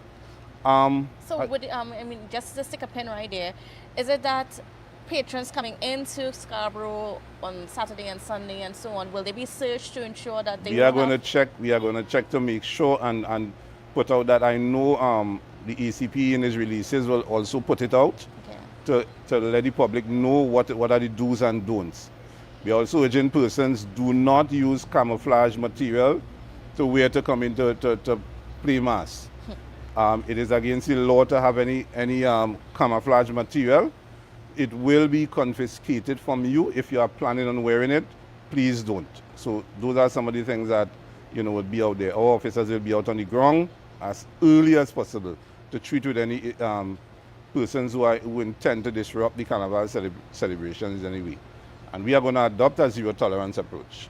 Now, as you mentioned, the camouflage clothing, is it only the green, gray material, or because sometimes some clothing they might be in pink or blue, or once it's camouflage pattern, it's a prohibited item. Okay. That is what I understand by the law, and that is what that is how we're going to look at it. Mm-hmm. Right? What I also want to urge parents, if you know that you want to leave home to come in to partake in the carnival celebration, make sure that adequate provisions are made for your minor children at home. Because if it is that we discover that you abandon your children for the purpose of going to carnival and nobody's there to take care of them, the police will also treat with that issue and prosecute to the fullest extent of the law. Because you know that children are the most vulnerable in our society now. We have seen where within the recent past, a number of unfortunate incidents occur with children. And we are urging parents to take that necessary care of your child. Do not abandon them, leaving them for, a home alone. Also, when you come to the carnival, we know that we have a station set up for missing, lost and found and missing children. Yes, we have that, but we wouldn't like to see our officers who are at that station end up with having children that are lost during the celebrations as well. So we are urging you, when your child accompany you, to ensure that you take that necessary care of your child whilst that child is in your company. Mm-hmm. Now, is it that we've had lots of cases or lots of reports in the past of children being abandoned for carnival activities? It is something that is anticipated. We know, when we started the program, you mentioned people will be under the influence of alcohol and drinking and so on. So sometimes, even though you may not intend to, there are circumstances could occur that cause you to be separated from your child. So we are just, reaching out to parents just to, to avoid it from happening. Make sure that you always have somebody there to look out for you when you can't do it 100%. So that is what we are just urging parents and members of the public to do. All right, and just so that people could understand or just be aware of what are where would you guys be stationed during the events? Are you just going to be in Scarborough itself, or are you going to be at other events around the island? Right, so the pre-carnival events, most 99% of them have police presence throughout when they are occurring. Mm-hmm. Right, so we know we have a number of events taking place. The police are actually present in all of them. But the carnival days itself, which is from the 27th to the 29th, we are going to have a heavy concentration of police throughout that activities within the Scarborough district. Notwithstanding that, we also have police outside the carnival zone to pay attention to the station district and all of that to keep them safe. We must focus on the activities within the Scarborough area, because there we anticipate the largest concentration of the crowds and persons attending. So again, we want people to go away saying that this is the safest carnival event that they ever attended. So we want to make sure that is continued from where we left off last year. All right. I mean, and just comparing things to last year, when was last year, was it able to be an incident-free carnival? Yes, we will see that. We did not have any major incidents last year during the carnival period. I mean, I had worked on all the events, and I know I was there on the ground physically. We had some few minor incidents and people just getting injured with, moving through the activity, but not many. Mm-hmm. And we walked away, labeling it as one of the safest carnivals, although it was the first. Mm-hmm. So just to build on what we had last year, we want to maintain that and to improve upon that. So we adopted the proactive approach. We already having the officers, our additional strength on the ground, and we are going to continue to vigorously police this island to make sure that, we had a better impression of what we had last year, going forward. No, and I mean, as a police, I know sometimes when you all are going through the crowds, it's a group of you all going through the crowds, and then sometimes people have a little fear. Should they be afraid? I think people should be happy to see the police, right? So yes, we have our public order team. They are trained. They know how to go through the crowd. They know how to treat with incidents which occur in crowd. So I'm asking, when the police are to engage, I'm just asking people to make way, give the police that room in which to operate. Because, sometimes people come and crowd the police and they may end up in the entanglement, and we don't want that. So I'm going to urge persons, whenever the police have to engage in a situation, just give the police that room to operate. So that's one of the things I want to make sure that the public do. Even though you see us going through with our teams, don't fear us. We are here to protect and serve you. All right, great. Well, I want to thank you so much, Mr. Superintendent Rodhill Kirk, for being on with us. And just before you go, just give the emergency numbers so that people can know ahead of time, if they end up in a situation where how can they reach out to the police? Right. In addition to we having a venue operation center in place throughout the carnival, and persons, a team of officers would be on the ground with TEMA and all the other agencies help. In addition to that, you can reach out to 211-999-911-555. These are the numbers. When you call, you will get a response. Okay. Right? Or if you have any indication with the nearest station number, Scarborough Station is 639-2512. But once you dial 999, they will patch you straight through to whatever you need, wherever you need to be in terms of the information that you're about to share. So those are the numbers to call. Again, I want to urge the public to cooperate with the police as we are out there trying to make Tobago safe and to keep Tobago safe. So, I know the Tobago public is generally well behaved, and I'm asking for them to continue with that. We are on show to the world, and we must be on our best behavior. Great. I want to thank you so much, Mrs. Superintendent Rodhill Kirk, for being on with us and for giving us just a few tips on some things that we should be aware of as we look forward for Carnival this week and weekend. All right. Thank you. So viewers are going to go for a quick break and we'll be right back. So please don't go anywhere.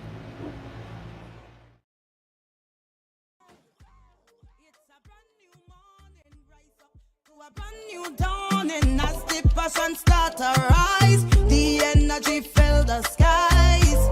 I say thanks for favor to wake up and Hey, hello guys, welcome. Come have a seat. Oh, this is so stylish and I love the fabric. Darlings, you must tell us where you got your new furnishings. We got them locally at Standard.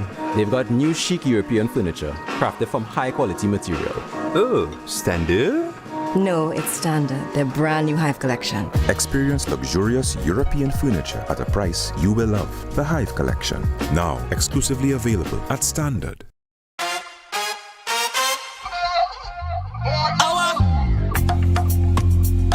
LP, just any drink at the bar, give me plenty. Calibre liquor shot at the century. No, now the thing start. Fill up me drinks to me heart and me send shots. Tobago Glass Supplies has been a leading name for over 37 years in the glass and aluminum market in Tobago. We provide an extensive range of high-quality, innovative aluminum and glass products for commercial and residential use. Competitive prices with superior and professional services by committed employees who are guided by rigid quality standards. Tobago Glass Supplies specializes in the manufacture and installation of glass and aluminum products that are essential to today's homeowners and the business environment. We are engaged in marketing, sales, and installation of a variety of products. These ranges from windows and doors to necessities such as mirrors for homes and vehicles, designed and manufactured in-house or imported.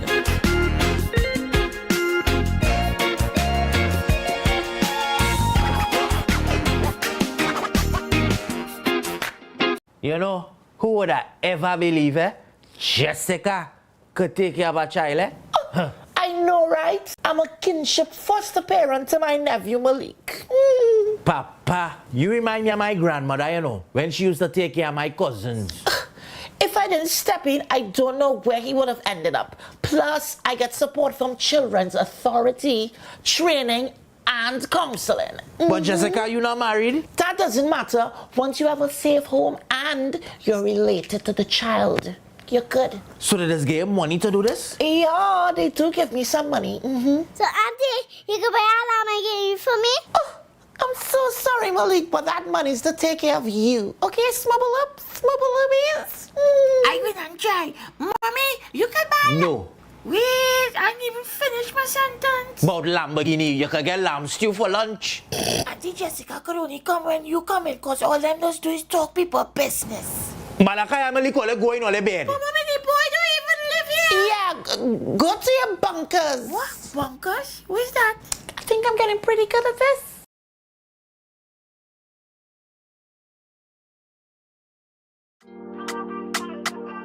Yeah. Hey. Tobago updates.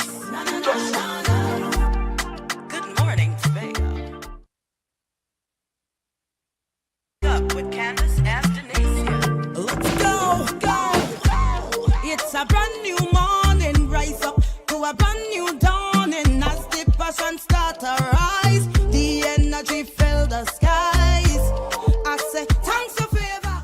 Welcome back to Good Morning Tobago. On Tobago Updates, viewers, we are continuing our conversation this morning as we prepare for Carnival. And for this segment, we are going to be speaking about some uncomfortable things that might come up during Carnival time, you know, when we're in the spirits or under the influence or whatever. And we're here speaking with Miss Mariska Thomas, a conflict resolution coach, as we talk about avoiding conflicts at Carnival. Good morning and welcome to you. Good morning, Candace. Thank you for having me this morning.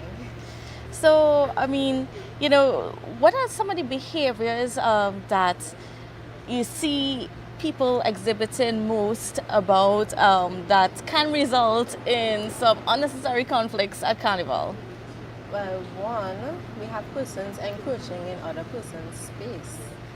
You know, you might go to a fete, the music is blaring, everything seems nice, somebody dancing there, you decide you want to go and dance there too. But you didn't engage the person, you didn't engage their permission. And you go to the person and the person is now angry, looking at you as, you know, attackaway. Because why are you here? I didn't invite you here. But if a person says no, respect the person.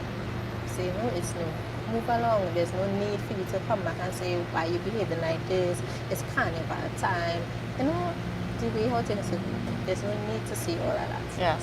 There's also situations of overconsumption of alcohol.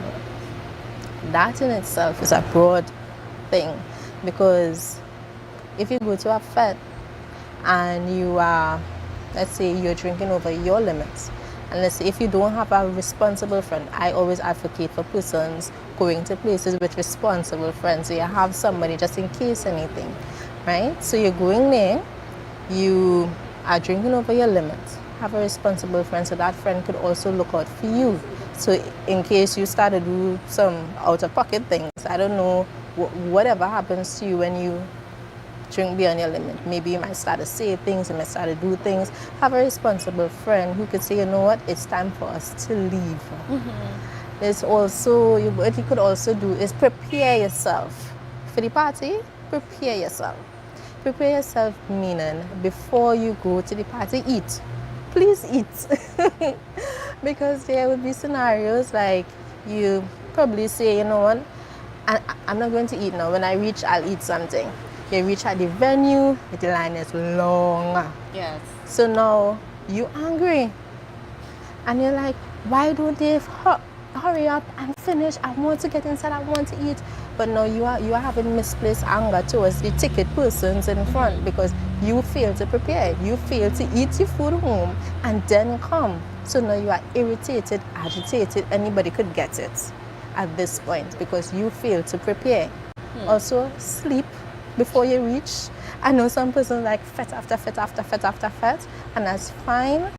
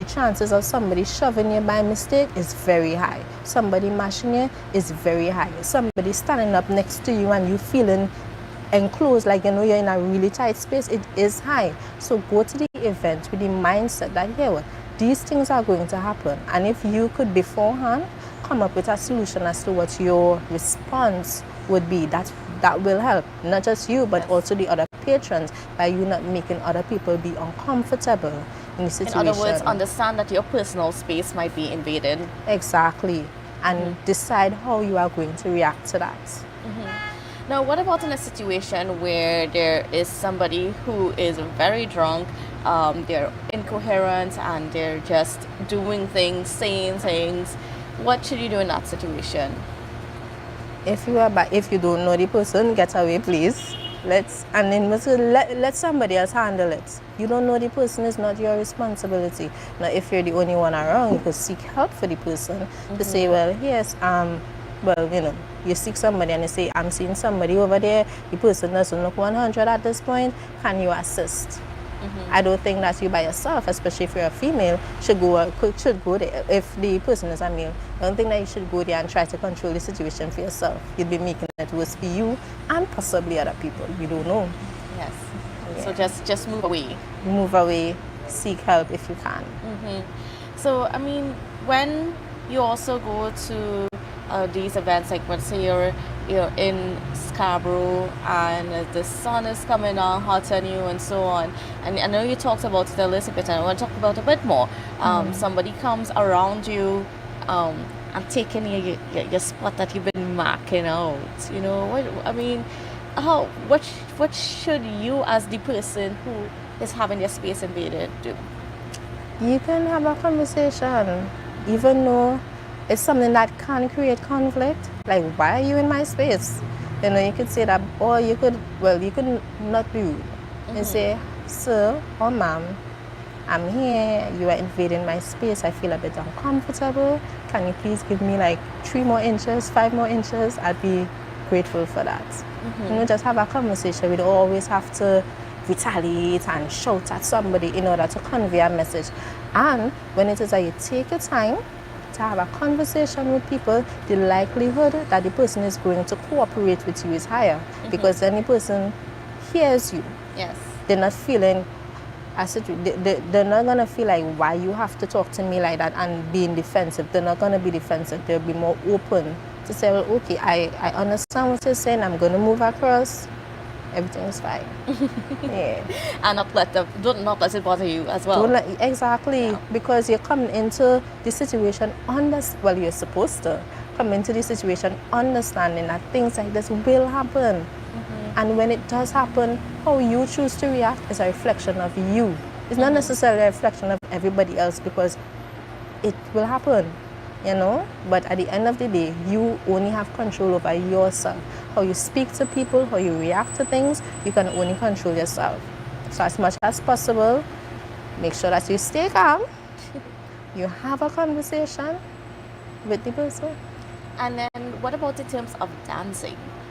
Somebody come and they just want to whine on you, or you're a man and you're with your female companion, and you know things get a little steamy in the dance. You know, how let's make some advice there for couples in those situations. Well, you could say, ma'am, well, the person invading the couple's space. Yes. I'm with my person. I would appreciate it if you don't do this. Again, conversation. It's all about communicating, you know. It's all about communicating, because if it is I don't have the information, I won't be able to act. But if I have the information and then I choose to act otherwise, then you could enlist more assistance. But before anything, have the conversation. Let them know this is what is happening, this is what I don't like. I would appreciate if you do this particular thing. That will make me feel comfortable, and let's take it from there. All right, great. Well, hopefully we covered everything. I don't know if I left out anything that you might want to address. During this carnival season, I think I'd just like to reiterate, when you're going to your parties, eat first.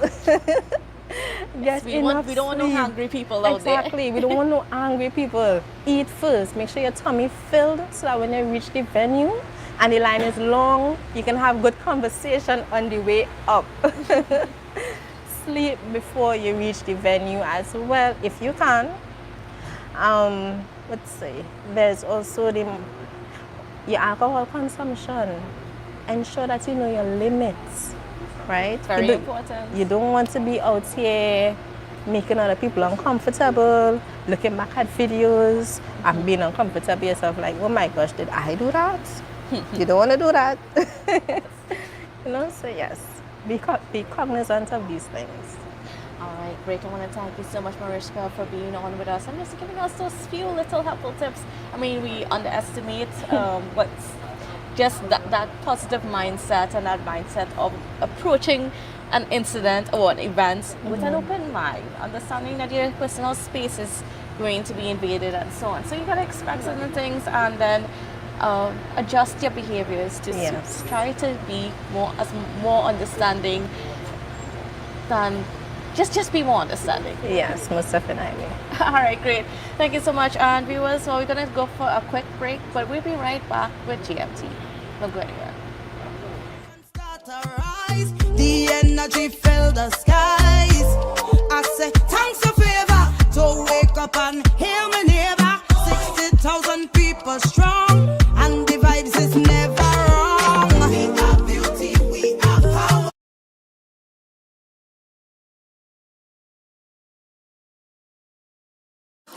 Hey, hello guys, welcome. Come have a seat.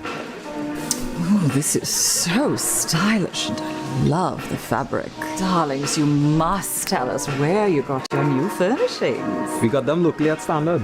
They've got new chic European furniture, crafted from high quality material. Oh, Standard? No, it's standard. Their brand new Hive collection. Experience luxurious European furniture at a price you will love. The Hive collection. Now exclusively available at Standard.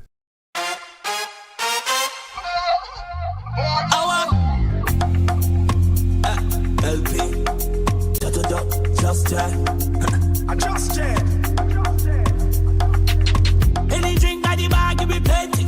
Calibre liquor shot at the century. Now the thing start. Fill up me drinks to me heart and me send shots. We in Tobago for Carnival with the award-winning band Fog Angels, Juve and Mass. You don't know it's your boy Young Brother representing for Fog Angels, Big Bad, Juve and Mass Band. 2 days of excitement, 2 days of jam on the road with Fog Angels, Juve and Mass Band. Push back, baby. Push back on Fog Angels, baby. We're Tobago's premium, all-inclusive Juve and Mass Band that consists of costume, free drinks, free food, goodie bags, makeup artist, t-shirt cut designer, pre-party, after-party on the beach, live DJs, biggest artists, 40-foot music trucks, tight security, VIP service on the road, and a decade of experience. Fog Angels now. Take bamboo, gal. Fog Angels, Juve band. Take bamboo, gal. Ha! Fog Angels, Mass Band. For your premium all-inclusive packages, check Facebook, Instagram, or visit www.fogangels.com or call 492-9454 or 788-5481. Juve and Mass in Paradise. Play safe, play sexy, play Fog Angels. Fog Angels make you feel it, feel it. Jimmy's Holiday Resorts has 1, 2, and 3 bedroom, fully self-contained apartments located at the heart of Crown Point. Minutes walk to the popular beaches, restaurants, bars, and the airport. Enjoy our amazing amenities such as fully equipped apartments, complete with Wi-Fi, AC, TV, and a pool, and a mini-mart on the compound. Call 639-8292 or 8929. Jimmy's Holiday Resorts is your family's home away from home. We are going on a new journey. Tobago now has its very own carnival. She like loud music and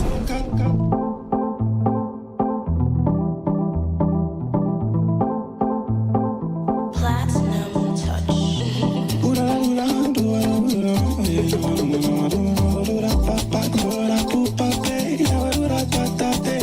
yeah.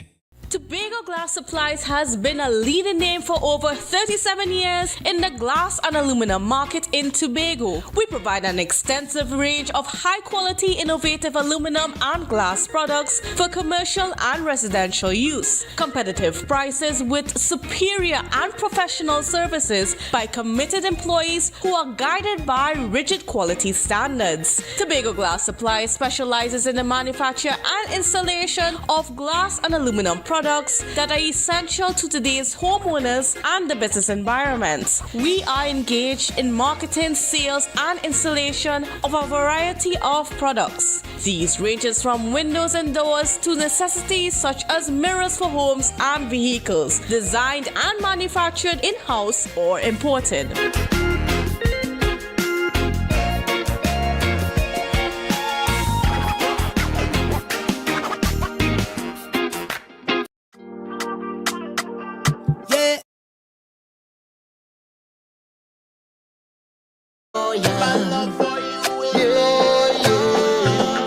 I never went no other carnival, no. I've been sitting here with we so full of vibes in the fed. Come we jump it and we wind in natural. You can't expect me to feel no way. So I shoot the star pass me by, so I make a wish that we meet up real soon again. Someday we go dance another time out on the road. Someday. Welcome back to Good Morning Tobago on Tobago Updates. Viewers, we are coming to you live from the Comfort Inn and Suites Hotel right here in Scarborough. And of course, we want to shout out the management of Comfort Inn and Suites for having us here and for accommodating us. So we're going to get into our interview for this morning, for this afternoon, in this last segment. I am being joined by Mr. Burton Tony. Yes. And a soca artist. Yes. Who was born here in Tobago, but might have taken his craft out for a little bit. Yes. But we're going to get into that. So first of all, good morning and welcome to you. Thank you. It's good to be home. It's been 10 years. I've been to Tobago for a while. You've been out of Tobago for 10 years. Yes.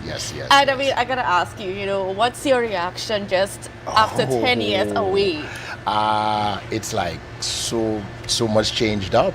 I had also stay focused and not stay on the left. Yesterday as I'm driving, I'm like on the right and everyone is like but it's developed a lot. But I'm still familiar with all the places that I grew up in. you know, Certainly. because I grew up on this side. Yes. Yeah. So where was your home? Originally Lowlands, Mhm. and then Buku, and then Patience Hill, Nice. and then Mason Hall.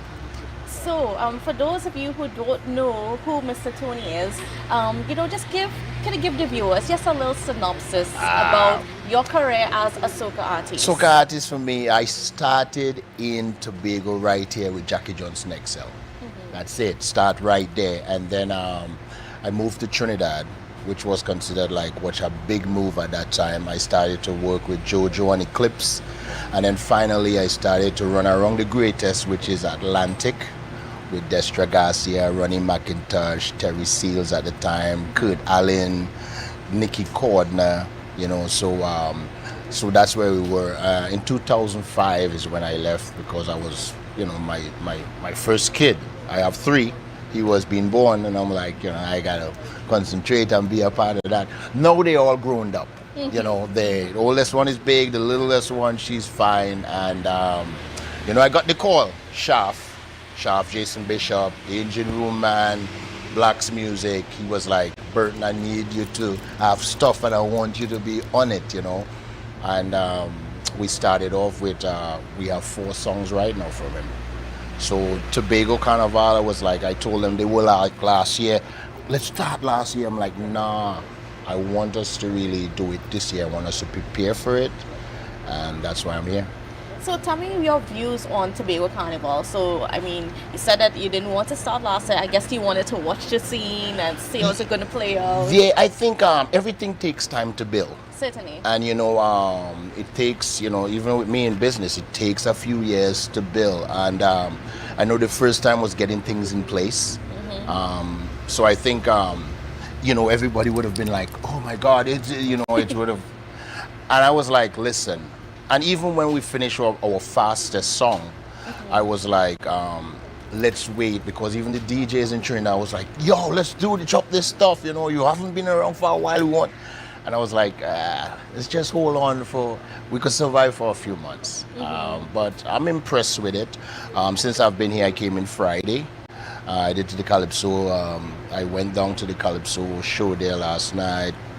It was great. I like to see the artists, and them, especially from Tobago, really stepping up and doing that stuff. Because I remember me back then, Phil was myself and Sherwin Winchester at the time that really did the Trinidad thing, Yes. And, you had Oscar B and all of these guys in them. But it's good to see where it is right now. It's only going to get stronger. And tell me about, you just fitting in. Like, how exactly are you hoping to fit into the carnival scene? Well, for me, my presence is, let's just say I was at Sunday school, or they call it Sunday school Buku last night. And, my family is like, damn, so much people is like, yo, what's going on? This, that, you know everybody? I said, well, I think I know a lot of people, and a lot of people know me, just from what I've done in the past. And for me is, I cannot rely on seeing what's going to happen. I got to just do. I got to bring the attitude, bring the energy, deliver the stuff, do the interviews, and all of that stuff. That's you cannot be seen if you're just sitting at home. Certainly. So we'll see how it goes, but forward. Tell me about some of the songs that you have on for this year. First one was written by, again, all of them is written by Jason Bishop. The first one is called Rock Dirty. It's like, you see this girl in a club and stuff like that. It's a bit crossover. It was produced by Precision in LA. He did the production for it, he did the master and everything, we got the vocals done. We did a video for it as well, in LA. So really good. And then he come and he says, all right, he gave me another one. He came with a song called Lockdown, produced by a good friend of mine. We grew up together in Tobago, David Reed. Yes. You also, on that Lockdown rhythm, Haynes the King jumped on it with a song called Dance With Me. Really nice track. So those are the second one. And then the third one he came and he did, he says, Jam You. It's a faster up-tempo song. It's like, it's funny too, it's because he's saying, listen, I just come to jam you. I know you like men in uniform. I hear you like men in uniform, police, army men. But these fellas are very protective, especially when they're in the event. So I don't want no drama. Send him by the bar, send him far. I just want to jam you. You know what I mean? And then finally, which is I considered a very, very strong song crossover, is Someday. Someday really doesn't just talk about Trinidad and Tobago love for music and culture. It's about everyone who appreciates something. They appreciate, whether it's reggae, R&B, soul, whatever music. It's me, right? So that song itself, it's anywhere. It's all of the Caribbean, everywhere. It's the love for your culture, food, people. You understand? The party, the events. You know, and very strong. Tell me about your process, though. As a soca artist, I mean, of course, you've had to take your craft outside for a bit. Yes. But just tell me about that process and that experience and how that has built you. Well, for me, when I was doing it, my in-laws, they came to visit Trinidad and Tobago, and my niece-in-law. Everyone knows her as Megan Trainer. Yes. She started, she came and she saw me. She's like, "Uncle, I want to do that," and stuff like that. And when I look at her write music and come up with ideas and came to me and say, "What do you think about this?" and stuff like that. So I kind of adapt that, despite I was really like teaching and letting her understand the love and the energy and stage performance and stuff like that. You know, for me, when I hear a song from like a songwriter like Shaf, he says, "This is what what do you think about this?" Initially, as I hear the song, I think about stage. I think about interviews. Yes.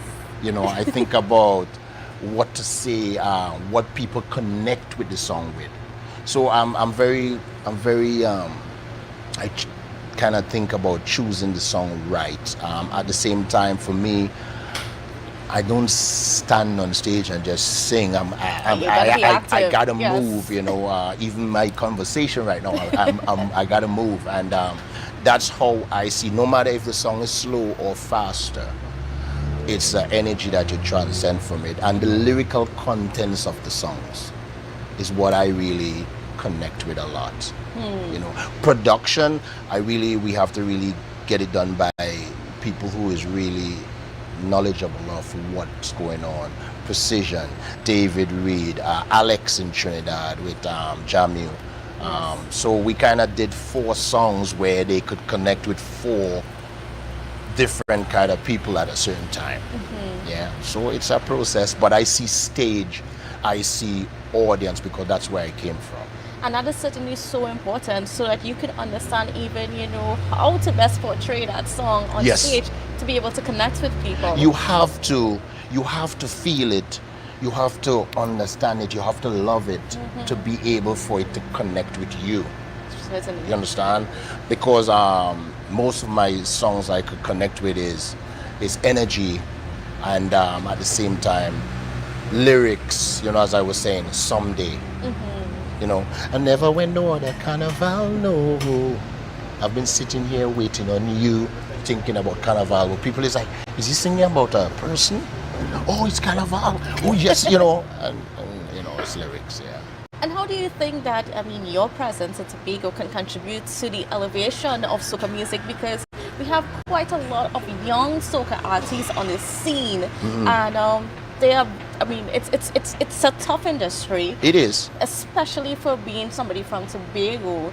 So how can somebody like you help? It's what I did, honestly, for me is the stigma of, it's Tobago, you're a little more shy and stuff like that.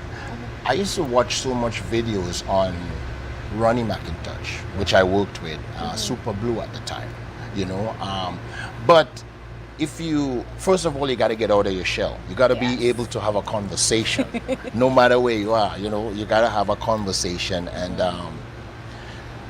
I've always been asked so much time. Every time I come here, Boots, come and perform on this. And and even the younger artists and them is like, yo, how you do that? This, that, the other. And I'm like, you see a smile. If you smile when you show up, you're like, yo, what's going on? Everybody's like, whoa, you know, and that's what it is. But it's all about charisma. It's all about believing in yourself. And, you know, anyone asks me that or anyone I'm around, that's what I always say. Certainly. Yeah. Now, where will we be able to see you performing for this carnival? I'm actually, most of the things on them is more like guest appearance. So this week we're still getting calls like, oh, could you come here? Could you this, that? Because I'm more about it's just promoting it because we start here. So what I've been doing is I'm going to be in Jade Monkey. I think it's on Wednesday night, because that's when the weekend is going to start getting crazy. Start from Wednesday, you know, and then Thursday, I know, you know, whatever shows they got going on, I'll be there. The thing about me is I'll be show up and then they'll be like, just do a song, you know what I mean? And the thing about it is I have my music right here. Right to your chest. Right here. So I'm hoping to be around in almost everything, even if I'm not performing, which most of the time I would, but I'll just be there. Is your music being played on the radios? Have you been able to reach out? Actually, it's been a late start. Okay. It's been a late start, and today, because as I said, it's Friday I came in, today I'm just hopping, and it should be out there by this afternoon in the sense of saying. All right. Yeah. So I mean, we have so much to look forward from you. And I mean, hopefully this means that you're actually going to be back for all the different carnivals. Yes. I can't miss it. It's what it is. It's like, oh yeah, get used to the heat. I know. I can see you pouring sweat right now. Get used to the heat. But I sometimes even as I go on stage, within 3 minutes I'm all drenched because I'm moving. But I'll be here. We're starting here. We're just creating. We're building again. And this is where we're at. We have a band called Blast, where I have 2 other musicians from Tobago. David, as I said, is the producer. And then I have Tyrone, he's the drummer. These are the guys who's behind, because the 3 of us really came up with a concept. Let's start again, let's do this. Very, very much talented. So we have the band and we're ready to go at any time. All right, Mr. Tony. Thank you. I mean, definitely excited to see you being a part, especially with your experience and your exposure out there, because I mean, it's all about pushing soca forward, Tobago grown soca. Yeah, we gotta grow it.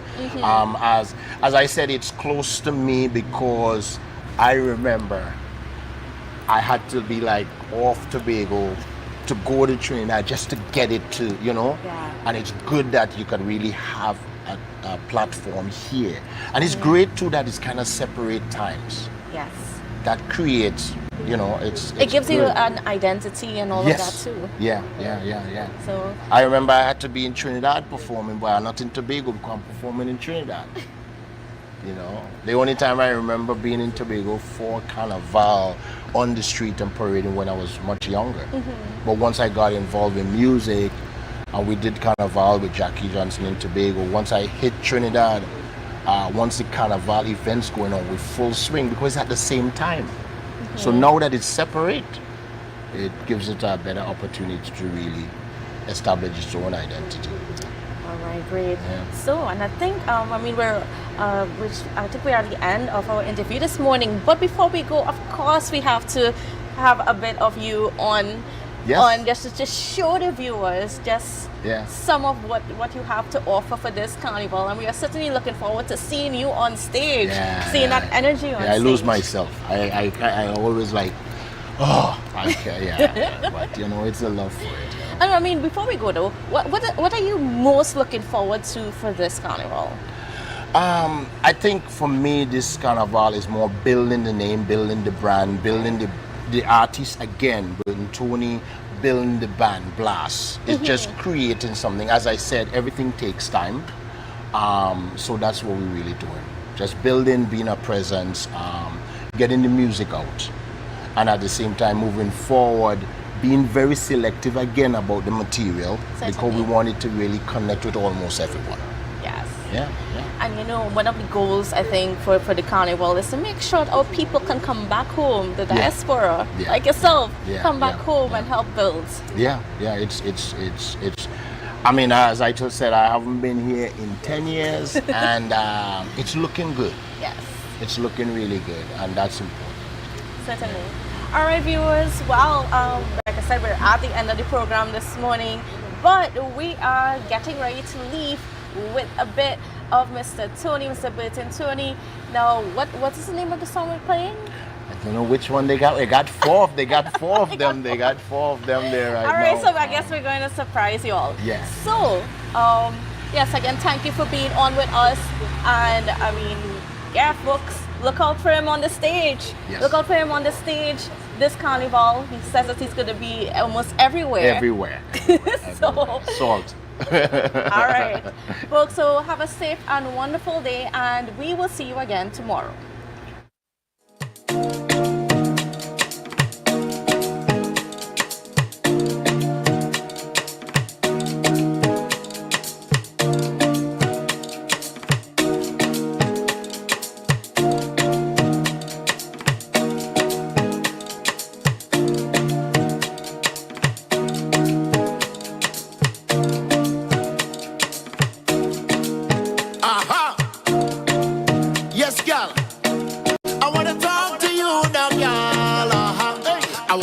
And reason, talk about it.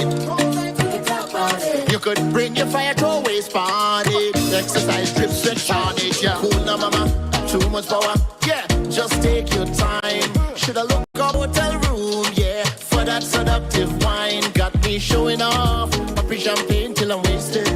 Acting like you is who I came with. But I don't mind if you lead the way. Girl, I wanna work it. Bend over, let's flirt. From the time you bless my eyes, I say tonight was amazing. Work it. Bend over, let's flirt now, girl. I never realized an angel could rock her wings so dirty, yeah. So let's rock dirty. I wanna see you get down dirty.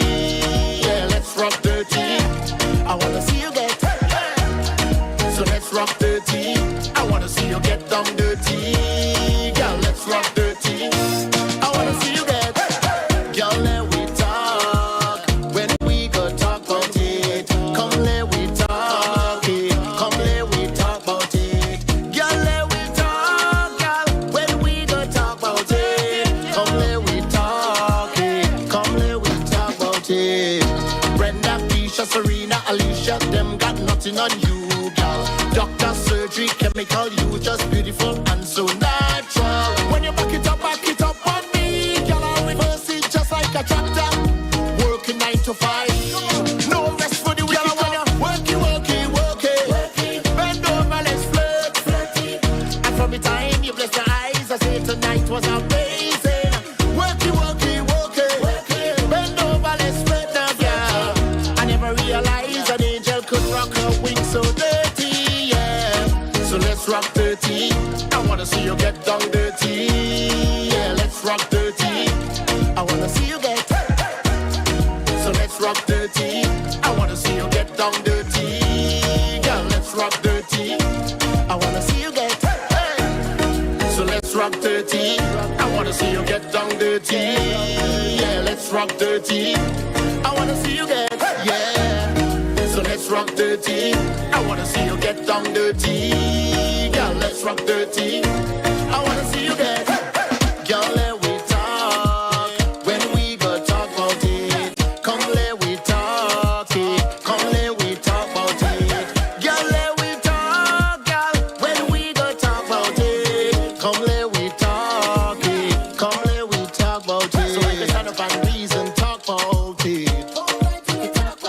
You could bring your fire to a waste on it. To your waist, no, girl, no. Exercise, girl. Don't till you sweat on the dung. Exercise, girl. Exercise now, girl. Yeah.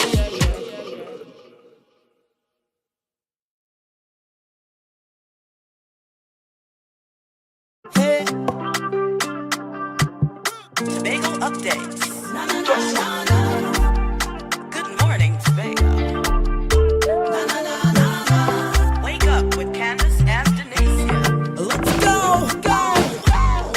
It's a brand new morning, rise up to a brand new